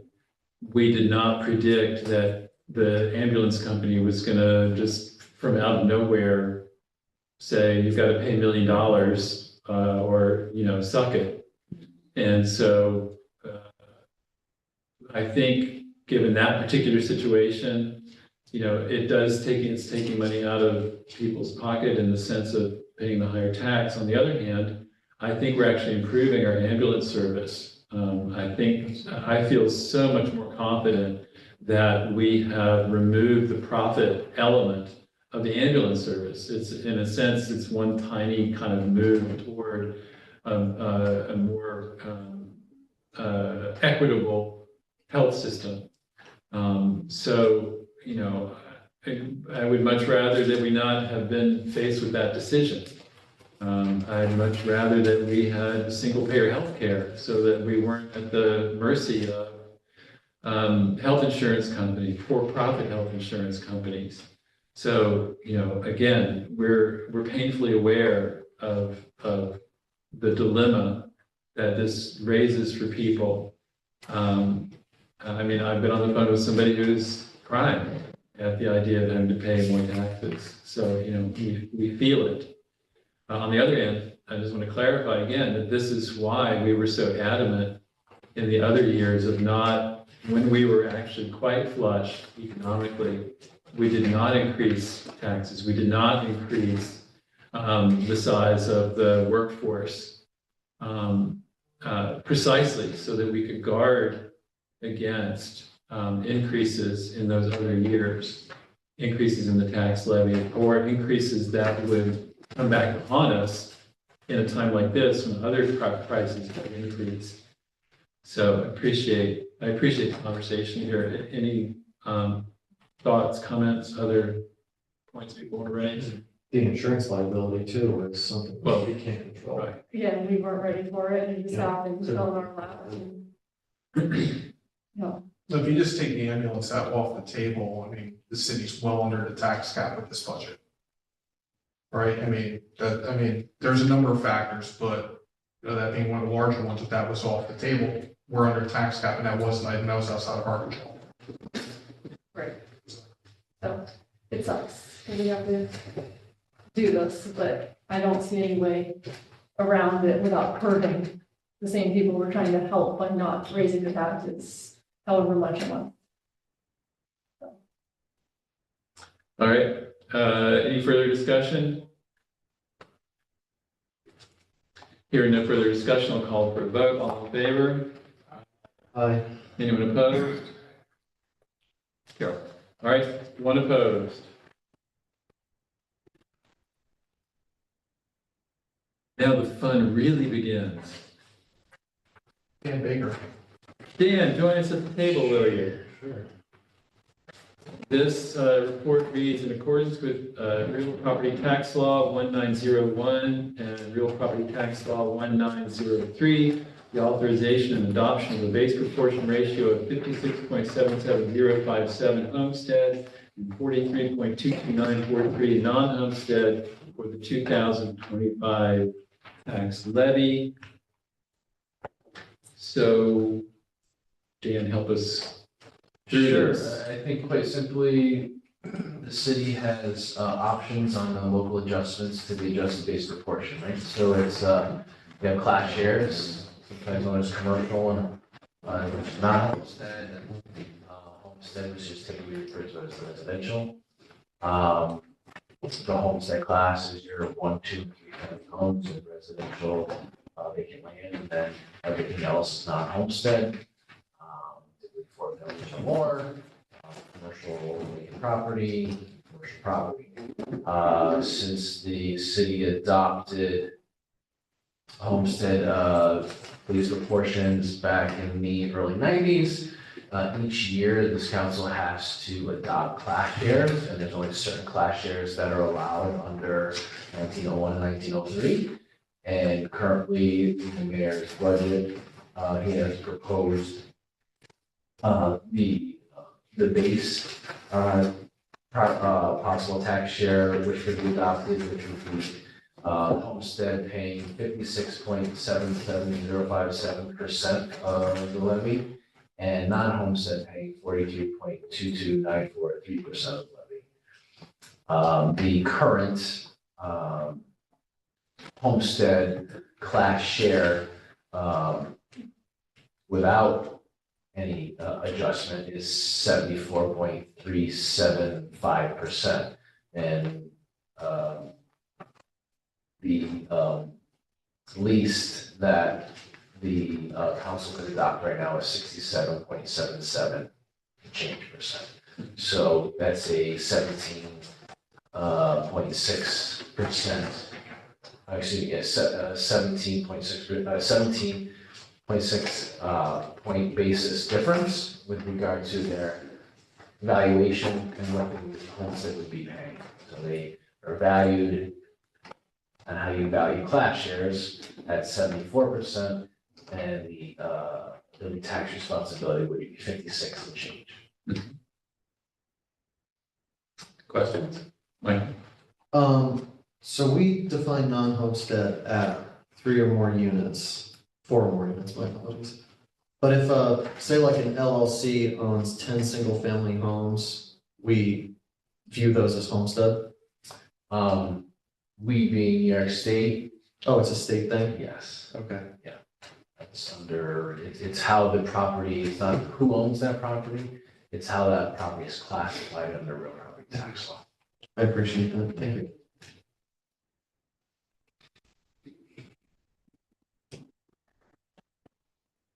And so by doing this, what does this mean in terms of the individual homeowner taxpayer? I mean, obviously, any choice here on that committee report that I sent is going to affect anyone in whether it be homestead or non-homestead. So currently, the way that the mayor's budget is proposed, he has suggested that the homestead pay its base proportion of 56.7. Any other adjustment to that, any other allowable adjustment to that homestead class would increase its property tax responsibility for the city levy. I Historically, this council and other councils have, since 2013 about, 2011, has shifted tax responsibility from the non-homestead to the homestead. To remember, the homestead class, like I said, is about 74% of the tax responsibility without homestead, non-homestead. But right now, as proposed, they would pay 56% of the tax responsibility. So, and the council has historically shifted from the non-homestead class to the homestead class to try to lessen that gap, which is currently 17.6 points. Because lessening the gap would get us more in line with other municipalities, right? Lessening the gap would be a more pro rata tax responsibility share, meaning paying an equal amount for your assessed value. Dollar for dollar, homestead and non-homestead, that number would come together. To be able to eliminate that gap totally, the council would have to adopt a 100% shift, or the second option would be do a revaluation and opt out of homestead, non-homestead. And that's a much deeper discussion than we're. Yeah, yeah. Because that process, you were saying, would be more than a year, maybe even 2 years, and would also cost us money. Oh, definitely. For hiring the consultants. Sure. But it might be a discussion to have. Yeah, definitely. It's always going to be a discussion, I think, to have and to continue to talk about. And, we have over the years, as you know, talked heavily about this. The city has done a study about the homestead, non-homestead, and how it affects values. Benjamin Center did that early teens, 2000s, and for not quoting it exactly, come to find out that this homestead, non-homestead, the base proportions were not greatly affecting valuation of the commercial class. And we've been in homestead, non-homestead throughout this entire run-up of property valuation and property buying and exchanging, and we're not necessarily seeing an effect that this is having on the non-homestead valuation. Thank you. Questions? Any other questions?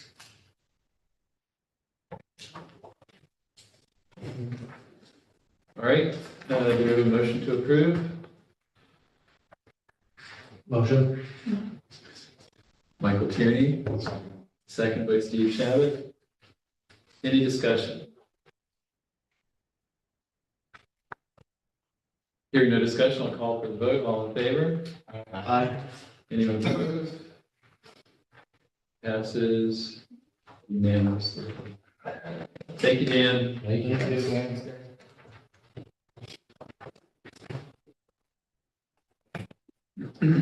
All right, now we're really getting into the dirt. This report.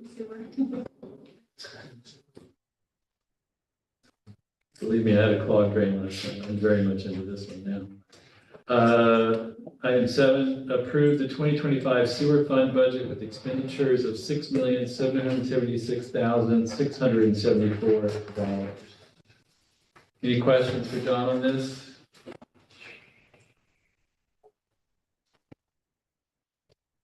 All right, then do we have a motion to approve? Motion, second. Motion by Drew, second by Steve Shabbat. Any discussion? Sorry, I do have a question. Go right ahead. Why in 2023 or why did it jump so low from 2023 to end 2024?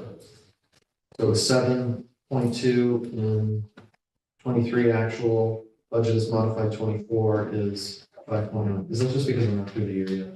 I'm sorry, what are you looking at? Page 109. Page 109? I realized as I asked that question that we were. I'm sorry, so you're looking at what?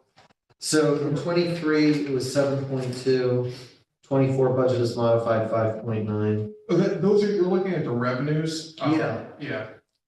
I would, that could include, capital grants, et cetera. Okay, If you look at the total budget, the line above there is went from, well, that's the actual, I could give you the actual budgeted number.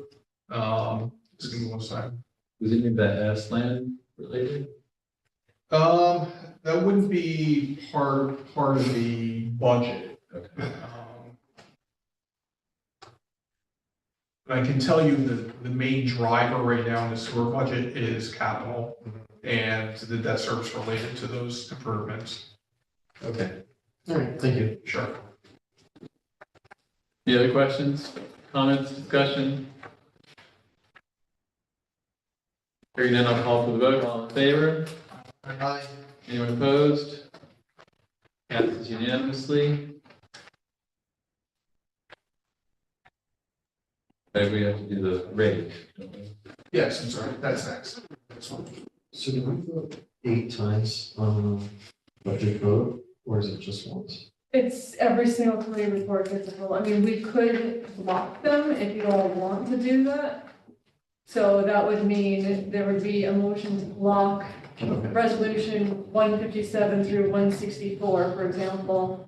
And then the clerk reads them all, and then we just vote one time. So that is definitely an option. I don't think we've done that with the budget before, but we could if you all want. So we can talk about that at caucus. That'd be done. Yeah, so, but, the reason not to block them is if anybody wants to speak to any part of the budget, even if you're in favor of it, right? That's, I mean, you could still vote on, I mean, you could still talk on it, but it would, Yeah. you know, be the massive amount that Elisa has to read, and then you talk about a little thing, which Yeah. technically you could still do. The problem really would be if somebody wants to vote no on one of them, and there's already a one no vote, so it's probably likely that we wouldn't. So we usually do it when we have like 5 handicap signs in a row, and Could you educate that one out? we could. you could. Mhm. So we could talk about that at caucus and see if it's worth it. Map it out, yeah. All right, so this one, because of that previous one, this report approved 2025 sewer rate of $7.82 per unit. What increases that? It's, what's my computer, approximately 9%. I will. So, Actually, while John's doing that, the only catch with that is if we take one out, is we still have to go in order. So if we're taking out this 6th resolution and we block 5, and then we still have to do 2. So we can block those above and below. Yeah, but we need to go in order, this isn't normal for council, but for this process, we do have to go in order. 9.65% increase. All right, so know that this is a 9.5% increase. Wow. Mhm. And why is that? All the sewer projects that we've been doing. Down at the treatment plant, we got Prospect Street sewer we're working on now. I tell you right now, there's a lot of pressure on the sewer rate, and there will continue to be. Our engineering department, our DPW do a great job maintaining our sewers. The reality is our infrastructure is old. What we're seeing here in the city of Kingston is what municipalities across the Northeast are seeing. A very aged infrastructure. It's very expensive to repair or replace. Are they? Yeah, and it's relatively small budget. So, you look at the sewer budget, you're looking at, we just passed a $6 million budget, but, we're looking at multi-million-dollar repairs. And even when you amortize it over, 20-year period, it's still a sizable debt service number every year. And, so. And this is something that's been kicked down the can for a long time, repairing the sewers. And we have, some grant money has gone to it, some money, like for prospects. Oh, absolutely. There's We grant have money. used grant money for that, but there, I mean, you're just talking about millions of dollars for each of these. For ARPA. Yeah, and just so much of our infrastructure is failing, and we just need to do this, and we can't keep kicking it Yeah. down the. We've had a lot of grant money. We get, grant money from EFC, from ARPA, we have CDBG money that's coming to help. But even with all those offsets, they're still just very large numbers, very large projects. That are driving this. And it's just, the budget is so small that, sewer, that, these capital projects just drive the debt service number. So as a property owner, you can expect your sewer bill to rise by approximately 10%? If your volume stays the same, approximately 9.7%. But it's the sewer component of the water sewer bill, not the total. Right, so. That partially answers my question, but it is based off of use. Yes. And the unit is how many? It's 7 point something per unit. What is the unit? Is it? Yeah, it's, Thousand. I've got it. We get the low flow toilets. Get those shower heads that just miss. I'm just coming to say. I don't have that number in front of me. Okay. But yeah, there's Terrible. a certain gallons that make up a unit. Isn't there also a capital piece of this thing? Is it for use or not?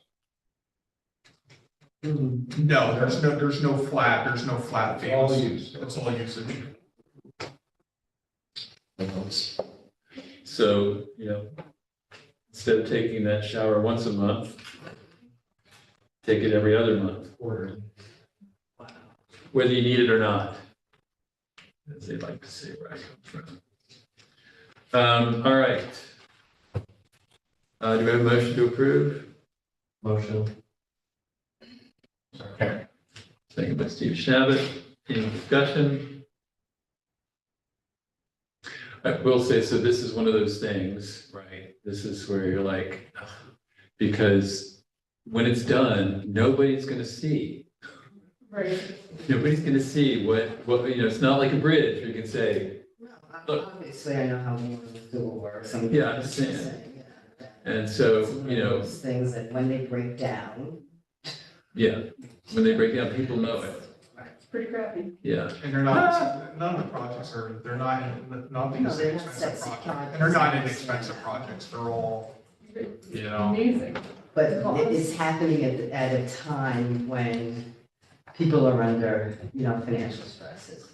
Yeah, but we were ecstatic when, a side benefit for us, when they put the traffic circle in at Albany Avenue and Broadway, is that the state paid for all the excavation and we were able to replace the sewer stuff and we saved, I think, like $500,000. Some really large amount of money, right? So, not that that means anything for this case. Anyway, call for the vote, all in favor? Anyone opposed? receiving $1 million in grants from the EFC.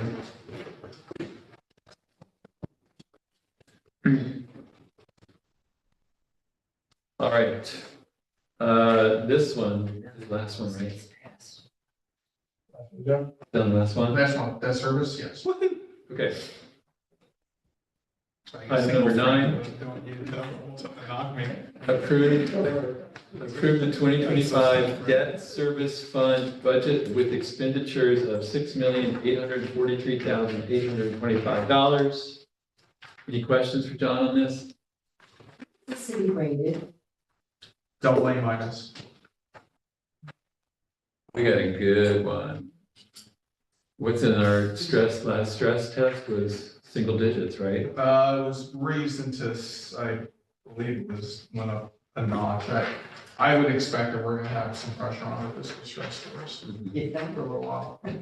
Yeah, well, with the debt taken on projects, use of fund balance, those are all, indicators of what the state looks at, so. I don't have a crystal ball as to what that calculation will look like when we close 24, but, we do know we're using more fund balance. We know that, the percentage of, look at the debt limit calcs are higher, so. I would expect, so there's no surprise that number's not gonna be as favorable next time it comes out. Yeah, that's favorable. Not as favorable. It's not gonna be bad. It wouldn't necessarily put us in like a susceptible fiscal stress type category, But yes, less favorable. When we go out to bond for things, you roll them all into one, or do you? When, it really depends, Michael. I mean, in general, we have, in general, the general plan is that we'll do an annual borrowing, short-term borrowing for ongoing equipment, smaller project needs that we do. Periodically, we'll have a large project, say, D Stadium, where we'll do a standalone borrowing for that. We recently did a standalone borrowing for the library, and, that's another one. The library, the city had no choice. That goes against our, that's including our debt limit, even though it's not for this. It's paid back through the library debt levy that goes on the city bill. It does not go through the city budget. However, it does go against our constitutional debt limit calculation. So it's considered in the eyes of the state, therefore, as our debt, right? So, even though there's, it's paid for a separate line item on the tax bill. But yeah, to answer your question, Michael, generally we do one a year, but then we supplement it with borrowings as needed for the larger projects where we can't front cash flow. What's the interest rate that we're paying with the holding on? Varies. I mean, we're typically, lately 3s and 4s, but at one point we're under 1%. A while back, I mean, when the interest rates were lower, but from our discussions with our fiscal advisor, the city of Kingston, we are looked on very favorably by, potential investors, and, we've had a lot of interest in our offerings, our debt offerings. We offer them through an advisor who puts our debt out nationally to bid. We get a lot of interest. So, I mean, that is good.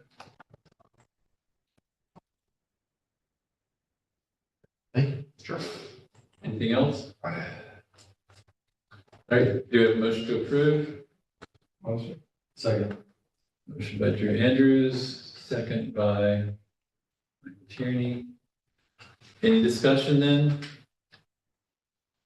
Yeah, I'd just like to thank Rennie for guiding us through this, John for being here with all the questions. Andrew's been here every meeting. Thanks for everybody that's been here. Tedious, but gotta be done. So thanks everybody for your efforts. Yeah, good questions and good attendance, so it hasn't always been that case, and we really appreciate it, it makes for a better system. Thank you, John. You're welcome. And like, in during the year too, if you ever have like very questions, please, where to find me, call me, email me, whatever it is. Seems minor, you don't want to dig into it, or you're not sure where to find something, to me, call. And Dan Baker as well. Dan is eminently approachable, very ready to explain some of the more abstruse elements of real property tax law. So don't hesitate. All right, we'll call for a vote. All in favor, or did we do that already? No. All in favor? Aye. Anyone opposed? Passes unanimously. Then we're at the end of our agenda. Do we have a motion to adjourn? Oh, shit. Second, all in favor? Favor? Good night. Good night, thank you. Night. Good night.